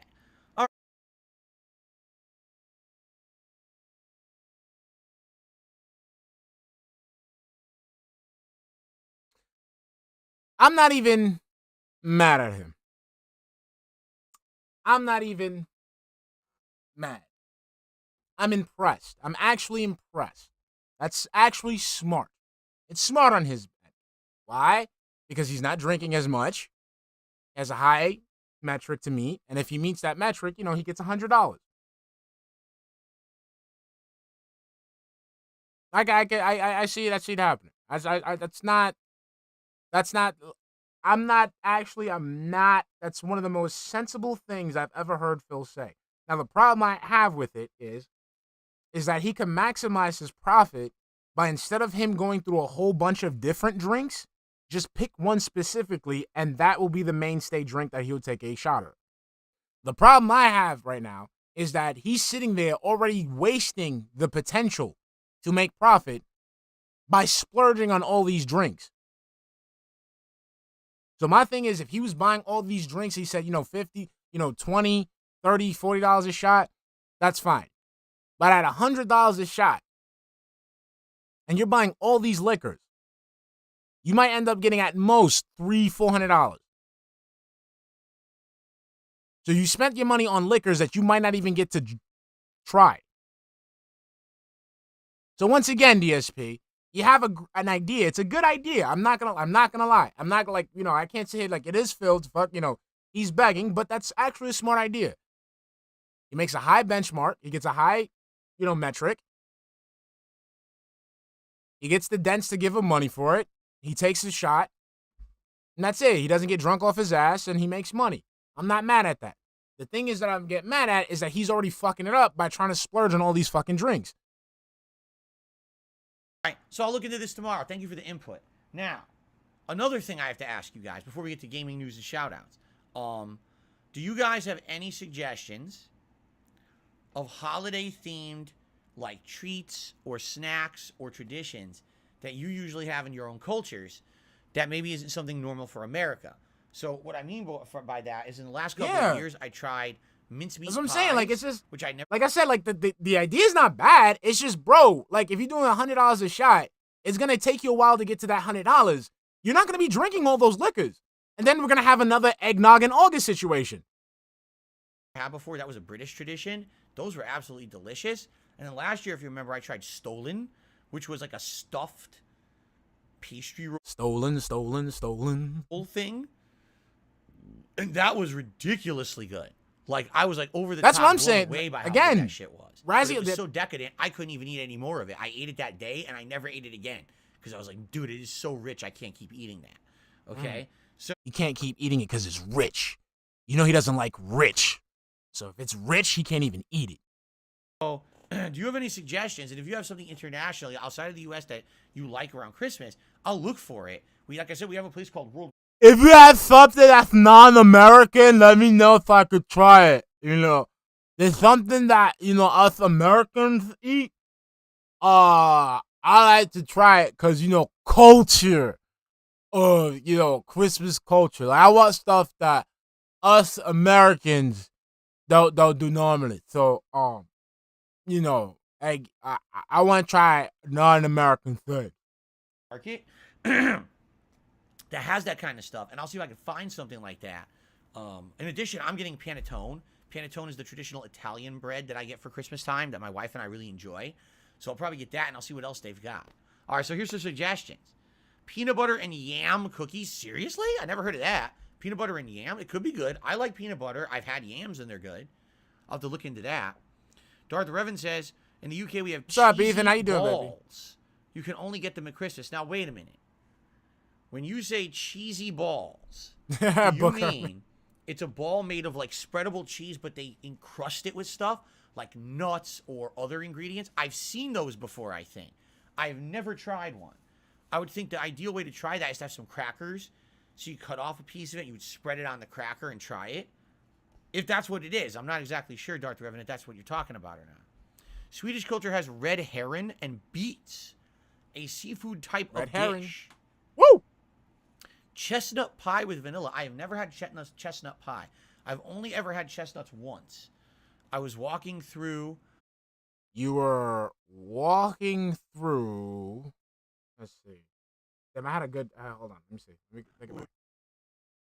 I was walking through New York City, and they were doing roasted chestnuts on their street corner carts.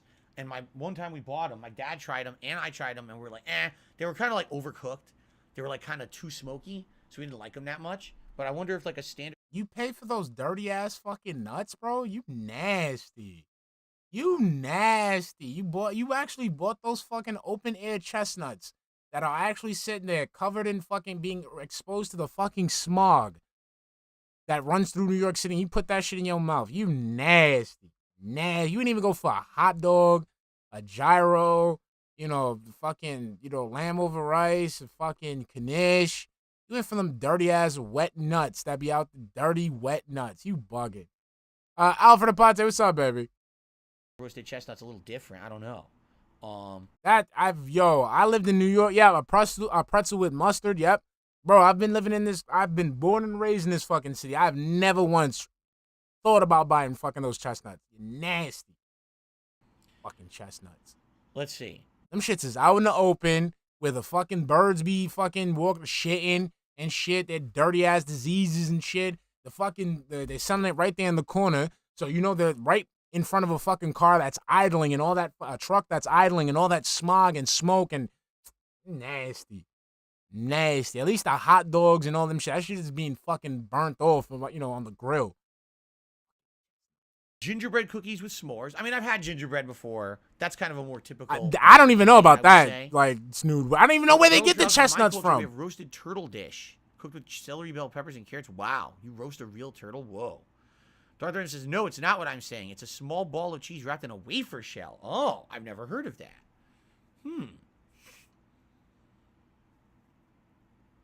I can get an advent calendar and open it at the end of every pre-stream podcast. It's too late for that. Advent calendars start December 1st. We're already in the 6th. Yeah, you should have thought about it. You want me to start the 8th? So how about this, you dummy? Now, since you got that idea, it's too late to do it now. How about you chalk it up to next year? Put a pin on it and have that for next year. That's it. Easy. That'd be a little late, don't you think? Maybe if we do that next year, if you guys remember. There you go. To remind me, I would consider doing that. No, it is your job. It is your job. How about you, in the fucking Apple device that you own, go into the calendar app and set a reminder for yourself? But we're a little late for that. Build a gingerbread house on stream? I told you guys, when I was a kid, I did build a gingerbread house once. Who cares? And it was a mess. I just remember, like, the frosting going everywhere, and, like, me trying to draw with the frosting, and it wouldn't stick right, and it was just a big, melty mess. It's usually just like your just like your bedroom is every time Tyrone comes over to visit. But still, you put up with that. To put it lightly, it wasn't super enjoyable. You look at the box, it's like, oh, that's what it's gonna look like, and you start to do it like, this is shit. It doesn't look anything like that. It's just not a very enjoyable experience.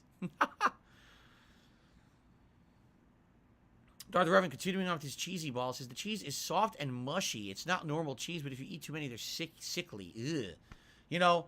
I doubt that we'd be able to get that, because I'm trying to think, like, at World Market, would they sell that? Probably not.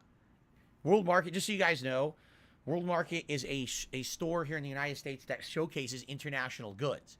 So you'll go in there and you'll see clothing from different parts of the world, housewares from different parts of the world, different kinds of furniture, lighting. So basically, it's just a store where it brings like fucking stereotypical cultural shit to white people that don't like to go out. And then they've got a whole food section, and the food section is neat because they have different, like, locational departments in it, which is really cool, that you can buy stuff from. And each one's, there's an Italian section, a more Hispanic Spanish section, a Japanese/Asian. You know me, I like to nitpick. That you can buy stuff from, and each one's, there's an Italian section, a more Hispanic Spanish section. So wait, so does the Spanish section has a tinge of Italian in it? Because you got the Italian section, then you got the more Hispanic Spanish section. So, like, you can still find Italian stuff in that Spanish section? Japanese/Asian section. Japanese/Asian. Why don't you just say Asian? Asian. Why do you have to specify the Japanese part? A British section. In Europe, there's all the European different ones. That's what I was thinking. I doubt they would have the cheesy balls there if they're what you're describing, because they probably wouldn't keep. We also have chocolates called After Eights. You can buy those all year, but they're probably around Christmas. That sounds familiar. After Eights sounds very familiar to me. I don't think I've ever had them, though. I like After Eights. I always like to have them around 7:55 just to, show that how much of a badass I am. Says we have graved salmon. It's cured using salt and sugar with dill. Oh my goodness. Newfoundland says jam cookies. Interesting. Look into malva pudding. What is malva pudding? This is interesting to me. There's a lot of stuff I'm learning here. What the hell's that noise? Oh, what is someone doing some fucking bullshit out there? What is that noise?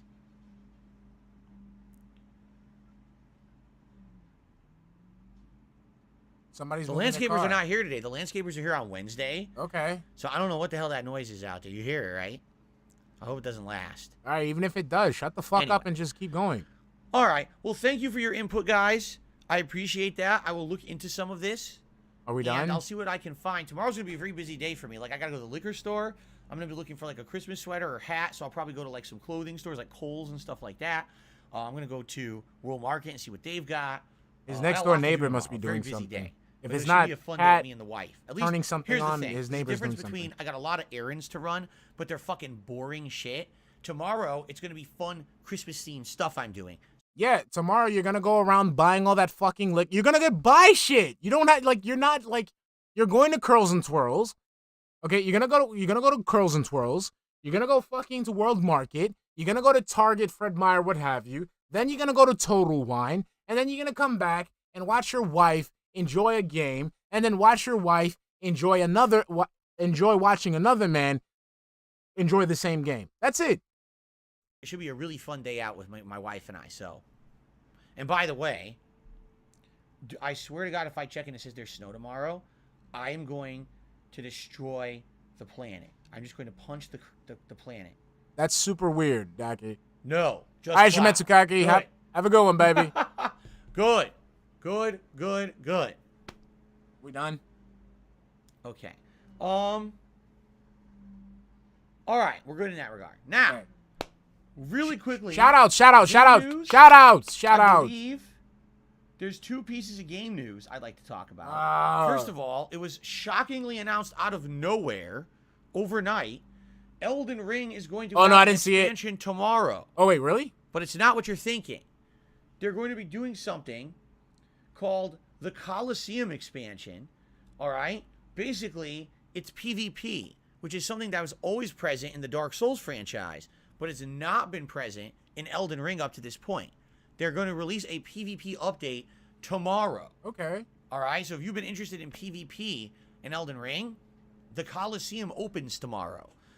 I'm not really interested in it, being honest. So You know, why I don't the really care fuck are you about talking PvP. about it? So to me, it's kind of like, meh, I'm not Okay, gonna... so why are you, again, if you don't care about this shit, what's the purpose of you bringing it up?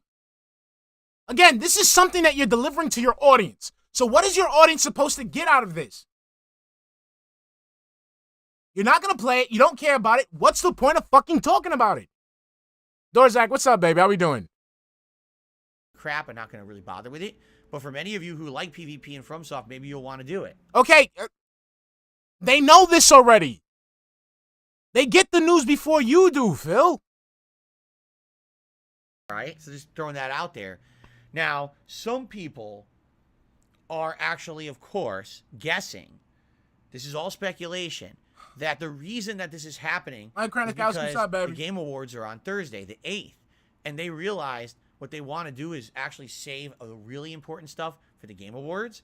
So they're dropping this PvP update now to get out of the way, and then they're going to actually announce the first major DLC, story-based DLC, for Elden Ring this coming Thursday. That's what it seems like everyone is guessing, or assuming, or speculating. So I don't know if there's any factual basis to it, but that's what people are thinking, okay? So perhaps we will have a big announcement at the Game Awards regarding Elden Ring. We'll find out. So this was a waste of time. Okay, the other piece of news, again, this is kind of in relation to the Game Awards. So the Game Awards has what's called the Viewer's Choice portion.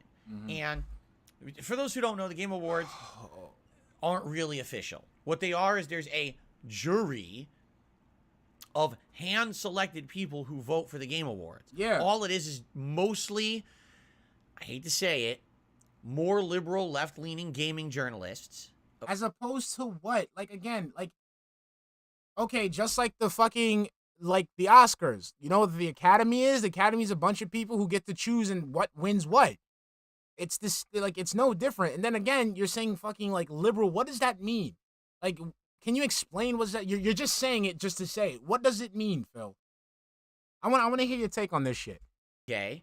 Rather than common gamers. And by the way, I'm not saying there's anything wrong with being liberal or So why the fuck are you bringing it up? left-leaning. I'm just saying this is the factual truth, is that And he's not. He's not. He's just he's not. He's not. That's what I'm saying. Like, what's the point? What's the point of him saying this shit? it's always the same kind of group of gaming journalists that get selected to vote on this stuff. And then a few other people in the industry that are notable. I think, for example, Super Blind Man, who is a industry consultant on accessibility for blind people. No, he's not. He's like a focus group dummy. Fuck him. I don't even like him no more. Someone who gets to vote on the Game Awards, okay? Now, I'm okay with that, except they always seem to vote on weird shit, and then you get games that get voted in that don't make sense, you know? So every year, they also do what's called the fan vote / viewer's choice vote, where basically the common person can vote on what game they truly feel needs recognition that year. So in previous years, I'll give you a really big example. 2 years ago, every gaming journalist and everyone on that jury voted for Last of Us 2, and it overwhelmingly won Game of the Year. All right? Okay. But then, for the actual gamers and viewers' choice, it was actually Ghost of Tsushima that Tsushima. TSU.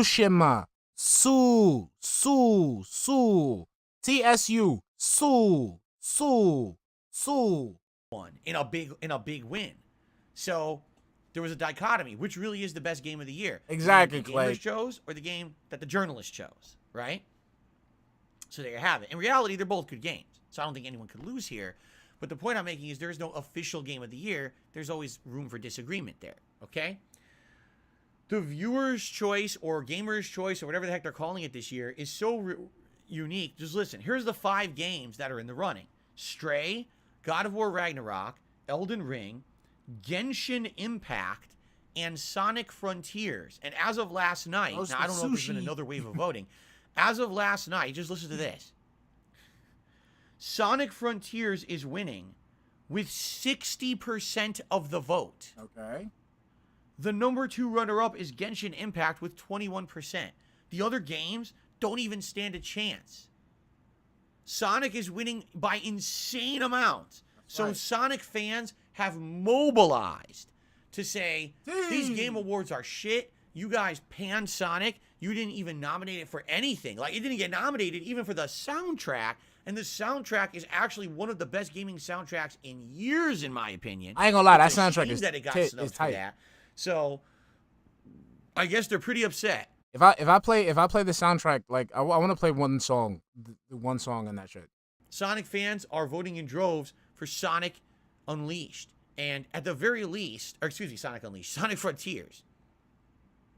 At the very least, if the game, if whatever's going to win the official game of the year, if Sonic Frontiers wins Game of the Year, Viewer's Choice or whatever, at least it'll get some notoriety. I do think it deserves some notoriety. Is it a perfect game? Hell no. The I voted Sonic just to fuck with people. Now let me stop. game is flawed. The game has issues. But it's the best Sonic game, the 3D Sonic game, I should say, in about a decade. It does deserve some notice, some notability. And the fact that they literally snubbed it is a joke, in my opinion, that they would completely snub the game the way that they did.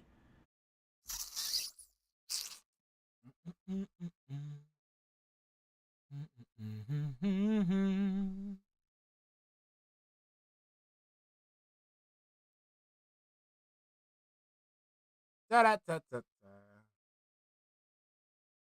Sorry, bear with me 1 minute, guys. All right.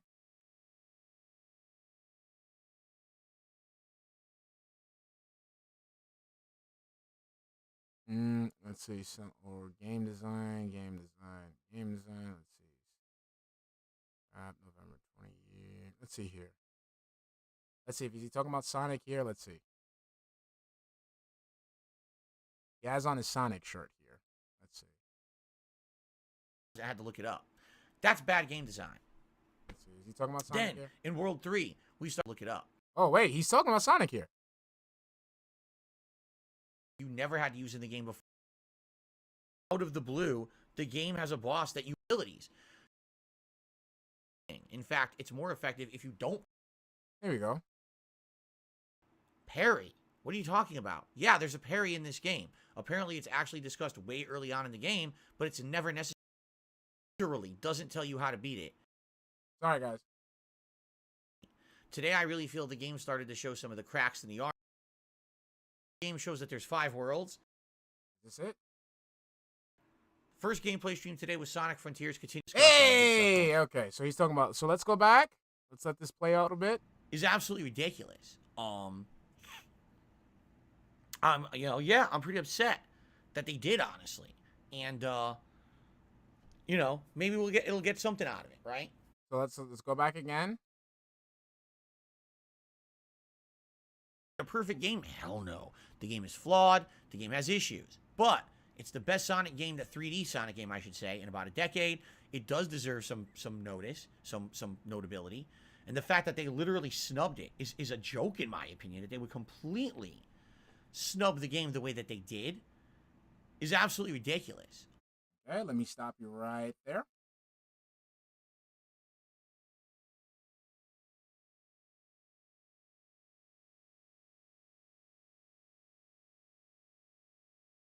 Okay. Sorry about that. Up here. Right here. Right here's good. Sorry, guys. You're going to have to miss the cat a little bit. Sorry. Let's play this. Going on. Then, first gameplay stream today was Sonic Frontiers, continuing on as we finished up the second world and we did about the first half of the third. I was told today that even though the game shows that there's 5 worlds, in reality there's 4, and the 5th world is all story and basically the ending of the game. So, basically, good progress today. Although, admittedly, let's see, today I Dacky. We got to feel the game see. started to show some of the cracks in the armor, and that because it is a completely open world game with so many random challenges that there are some shortcomings. I'll give you an example. The second boss literally doesn't tell you how to beat it, and there's no way to really figure it out unless someone's already told you. You have to parry it. Parry it. Parry. What are you talking about? Yeah, there's a parry in this game. Apparently, it's actually discussed way early on in the game, but it's never necessary for anything. So wait. Let's go back. Parry it. To really figure it out unless someone's our boss literally doesn't tell you how to. Here we go. I'll give you an example. The second boss literally doesn't tell you how to beat it, and there's no way to really figure it out unless someone's already told you. You have to parry it. Okay. Listen to what he just said.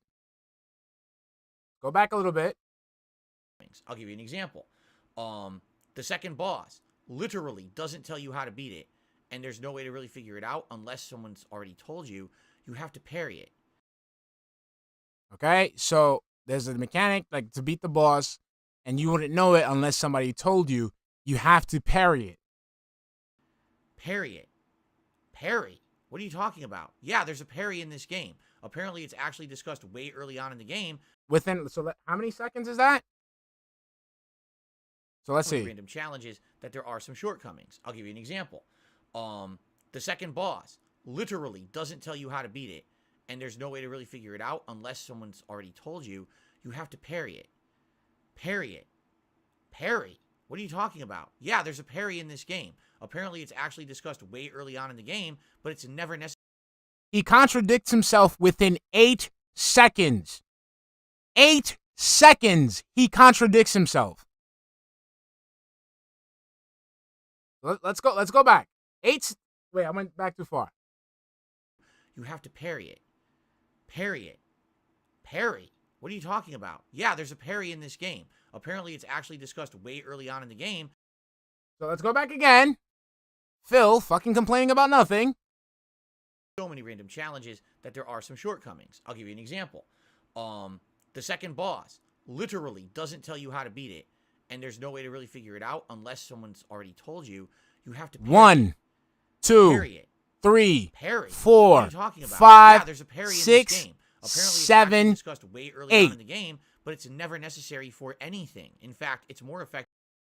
So no, they don't. You wouldn't know how to use this mechanic unless somebody literally told you. Unless somebody told you it. You can parry it. Actually, it's discussed in the game. Bro, come on. If you don't parry and you use all of Sonic's other abilities. So it's odd that all of a sudden, out of the blue, the game has a boss that you absolutely must use a mechanic you never had to use in the game before and doesn't even say, hey, parry. It just, you gotta remember how to do it. Yes, because you got to remember how to do it because the game taught you how to do it in the beginning, dumbass. If I didn't have a live stream to help me with this, I probably would have raged, failed. Why would they need to help you with this if you were told? You were told.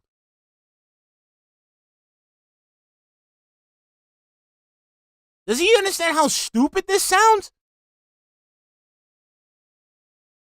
A million times, I had to look it up. You had to look up something that was explained to you. That's bad game design. How is it bad game design if they told you? Then, in World 3, we started seeing some weird things happen. Some wonkiness to some of the platforming and some of the challenges, some of the controls. In particular, the challenge stages that are supposed to represent classic Sonic stages, a lot of them seem kind of wonky. And what I mean by that is like, all right, I can't. He's gonna make me catch I'm gonna catch an aneurysm. But this is the game that deserves notoriety, though. This is his game that deserves notoriety. Legitimately, this game. This is the game that deserves notoriety, though. Like seriously, no, I don't want this. I want this. Fucking idiot, man. Wait, oh, I fucked up. Hold on. No. At least you get to see Cat's pretty face for a bit. Move this back down. I know, we gotta block it. We gotta block it, guys. I'm sorry. Sorry, guys. I'm sorry. I'm pretty upset that they did, honestly. And, maybe it'll get something out of it, right? It's interesting to see how the voting, every year the voting for that is so wild and not in line with what, like, the gaming journalists are saying about games that year. So, all right. So, ladies and gentlemen, shout-outs. We don't have many. We've got Dez Super, who became a member earlier. We got William S., who did a super chat. He says, Phil, what game titles are you looking forward to most in 2023? Admittedly, I don't know what's coming out in 2023. I've been so busy with the stuff coming out here in late 2022. I haven't even given a single thought to 2023. Likely, it will be like when I finish with my Game of the Year awards, right? That's probably when I will look at the schedule for 2023 and see what's coming up in January, February, March, and start, getting hyped for those games. I'm so backlogged on stuff now. I don't even know where to begin or what to think of 2023, so I'm not even going to say nothing yet, okay? But I do appreciate that support. Thank you so much. And then Darth Revan, as I already called out, re-upped his membership. So from what I can see, we have no tips to shout out, and that's it. We covered everything. So if you guys wanted to tag me in the chat, all right. If you wanted to tag me in the chat here with a question, with the next 10 minutes, I will answer. And then, like I said, the podcast now, we're going to try to end by 12:30 p.m. Give me a little bit of a break in between to maybe use the restroom or whatever. And then we're going to start with gameplay by 12:45 p.m. Pacific time every day. Okay? Shout out to Chance, who says it's his birthday. Happy birthday to Chance. What's going on, Jade? It's good to see you today. How are you? Well, I do a podcast for games that will come in 2023, says Rotom Electric.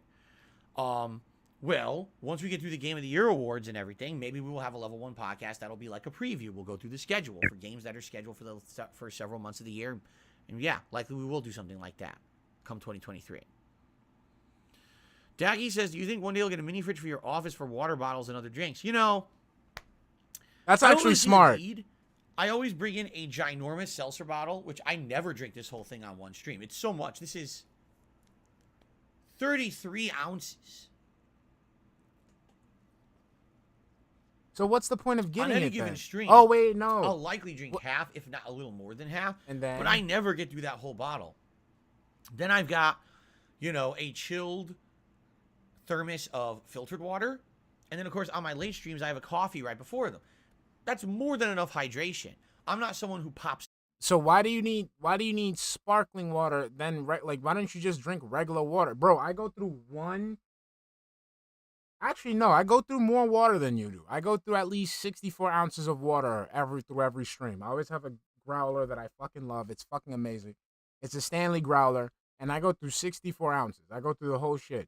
Sometimes when I'm done using the stream, I gotta go fucking, like, release the Kraken and shit. But like you, sir, you don't really do shit. So why do you need to drink that much water? And then why do you have to specifically drink 2 separate types of water? 2 separate types. That's the other shit I find weird. Like, why don't you just have a whole bunch of water? Oh, Daki, that's something. It's gin, because it's gin. He's drinking gin. He's drinking gin. That's why. He's drinking gin, Daki. We know that. We know. We know. Andrew Tate would smack the shit out of him right now. You've lost the carbonation to the sparkling water? Sodas or beers or anything like that, I don't really see the need to have a mini fridge in here. You know, I could easily get one, but I just don't see the purpose behind it. I don't think I'm going to get much or any use out of it. So, and my kitchen's not far away. I can walk down the stairs. I'm in the and my kitchen's not far away. The fuck is that? And my kitchen's not far away. That was real gremlin. That's just funny, like, my kitchen's not far away. I can go to the kitchen. I can get gin. That's why I go to the kitchen. It's not that far away. Yes. I need tips. Yes.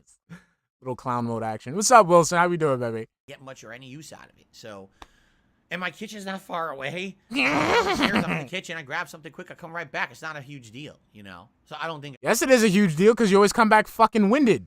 I need one. No. Oh, let's see here. I'm almost wrapping up, Tryon. I'm sorry. Expand Dog says Genshin fans are only voting because in the past when Genshin wins awards, the devs typically reward free premium currencies. Sonic deserves the win for the complete snubbing. Wow. So if Genshin Impact wins an award, everyone gets something for free in the game, so just vote for it. What's hilarious is that Genshin Impact is an old game. Genshin Impact's been out for several years. I understand that it's a game as a service game, so maybe you feel 2022 was their best year yet. That doesn't make it game of the year. It's not a new game. Yet they're still voting for it, but whatever. Can we see the spider from Halloween in the background wearing a Santa hat? No. The spider is retired for the year. Kevin Jones, I can't wait for you to start playing Callisto Protocol. There's an interesting part coming up today. Sounds good. Cooper says, do you wish I grew up with siblings? I did. Although she wasn't really my sibling. She was my cousin. I grew up with my cousin who was about 5 years older than me as like an older sister. And it wasn't until, you know, her early 20s when basically she kind of moved out and did her own life. And then I was the only child for a few years until I moved out. So I basically had a sister my whole life. Will I do a run of Callisto Protocol on hard one day? I doubt it. I don't think there's a demand for that. You guys are already seeing me, enjoy and die a million times. Yes, he did. Game. I don't think I would. He did, I'm not one of Raziel. those guys that does double, triple challenge runs or anything like that. Randy Disher says, I've nominated the Atari 50th Anniversary Collection. It would be perfect for the marathon. When do you announce the games being played? So we're about a week into the month.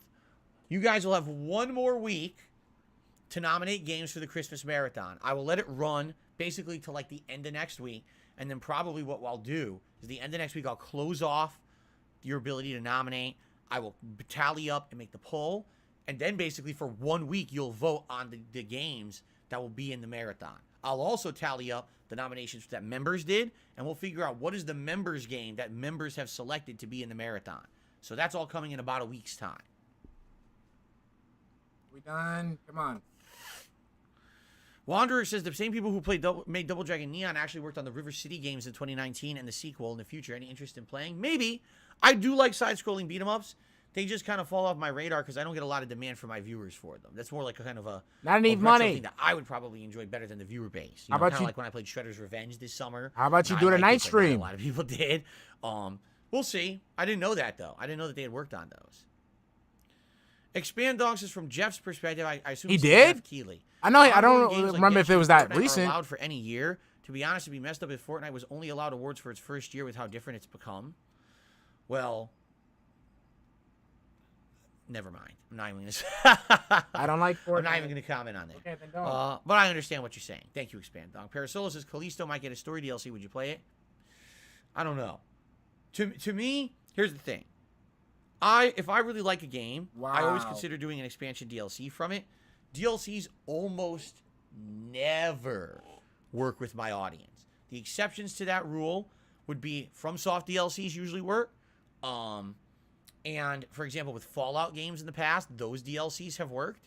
But for the most part, for whatever reason, games will get attention when they're new releases, but when a DLC comes out, months to years later, it's very... Case in point, Ghost of Tsushima, right? Came out in the summer of 2020. Tsushima. Shockingly, or was it 2021? Tsushima. No, 2020. Shockingly good. I think it Shockingly blew everyone good. away with how good it was. No one was expecting the game to be that good. Game of the year contender. Everyone loves it. Game of the year. Ghost of Tsushima expansion comes out. Tsushima. Summer of 2021. I play it. No one cares. Attendance is abysmal. Engagement support is Damn, non-existent. yo. Everyone's saying, I ain't gonna front. The way Jasper just jumped up there, that was mad clean. I gotta see that again. That was too clean. Come on. Look how clean that shit was. Look at that mount. Look at that mount. That shit is clean. 21. I play it. No one cares. Attendance is abysmal. That was clean as shit. Non-existent. Everyone's saying, it's just the same gameplay. Look, no claws. No claws. Else. I was like, wow, what a change in attitude. That was clean, Jasper. Ghost of Tsushima, everyone loved. The streams did well. We had chill fun. Expansion comes out. It's like, everyone's opinion has changed or something. So. But didn't he play it like after everyone else played it? What do you think? He won't answer. I don't know. DLCs typically don't do that well. So, I mean, I would consider it, but I don't know if I would definitely commit to it. You know what I mean? Expand Dog says, I think the Pokemon Sword Shield DLC went well. I think they did pretty good. I think you're right. Those 2 story expansions for Pokemon Sword and Shield, I remember them doing pretty good too. You know why? Because Pokemon has this dedicated fan base that likes look at stuff. he's like OD. By, yo, can you pat the cat any harder? The what is fuck? Jasper's Game of the Year? Do you really? Go back. Look how fucking Cat's just like, yo, is he trying to burp the motherfucker? Like, look at that shit. Look. Expand Dog says, I think the Pokemon Sword Shield DLC went well. I think they did pretty good. He doesn't like the spines of animals. I've noticed that. Look at that shit. Look at Jasper. Look at Jasper moving. You know why? Because Pokemon. Dude, has it's like a this pat. dedicated fan Little base that likes pat. my stuff. They come by. So. Dude, what kind of fucking Lenny from What Mice is Jasper's and Men Game of the shit Year? is You this? really have to ask. Are you out of your mind? Come on. You gotta What pat do you that. think Pat the Jasper's butt. You gotta would pat like the. to He's do out here with you? fucking. Let's be Give honest. a nice little, how you doing? Good game. There you go. There you go. That's much better. He's just so much better. Pets right now. There He never we gets go. pets when he's That out was there. way Oh, lighter than pets. the one before. That one was lighter. No, Stray? those were No, acceptable Modern pats. Warfare 2. Those were Of course he likes acceptable. Modern Warfare 2. He's a first person. That first round, he was whacking it. He's a quick nice scope and smooth. fiend. Come on. There you go. Put that ass up in there. Give him some more. Give him Now, some what are you more. doing? He's laying on my lap. Give him some more, but be nice with it. Jasper, you cannot lay on my lap during the stream. This is not going to work.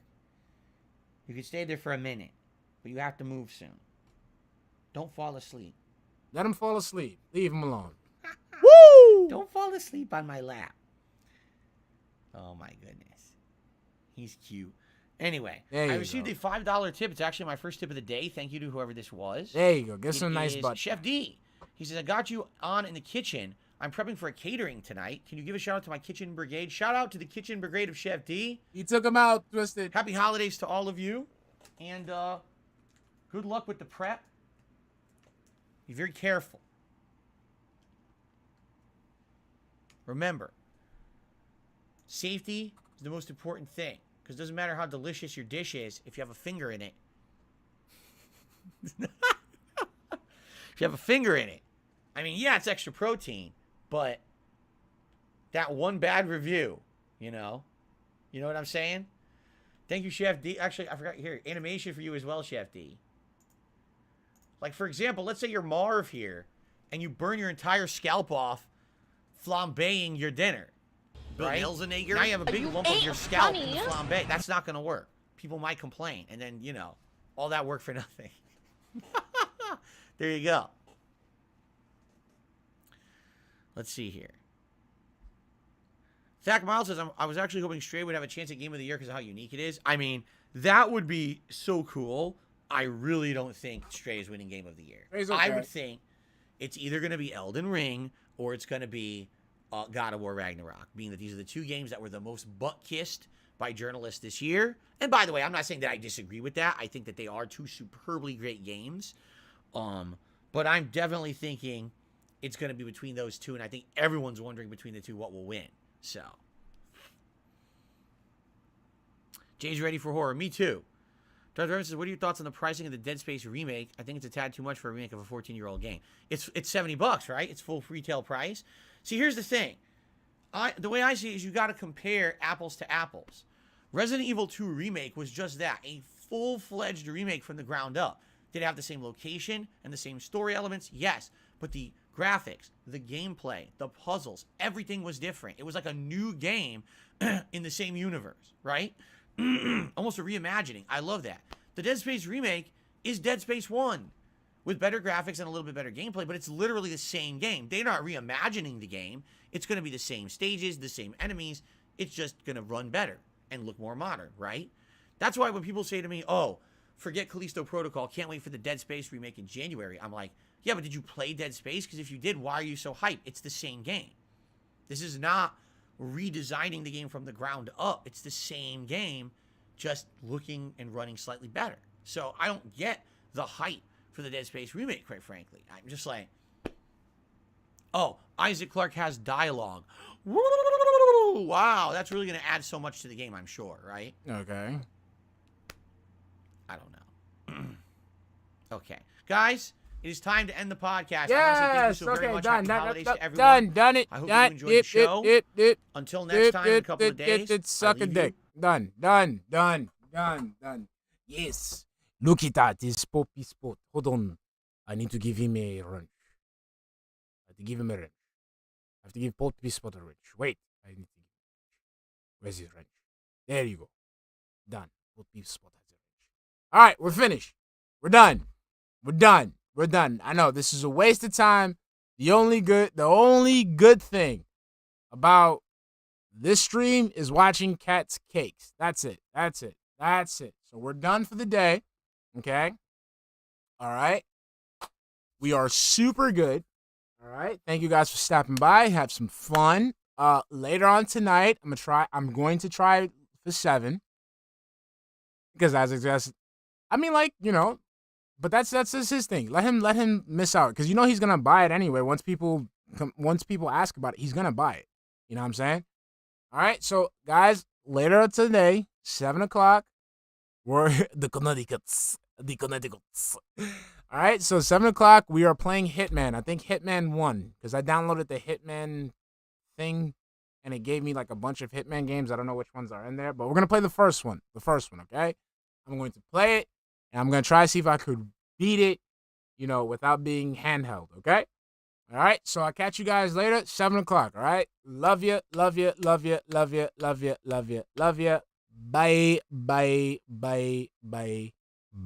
All right?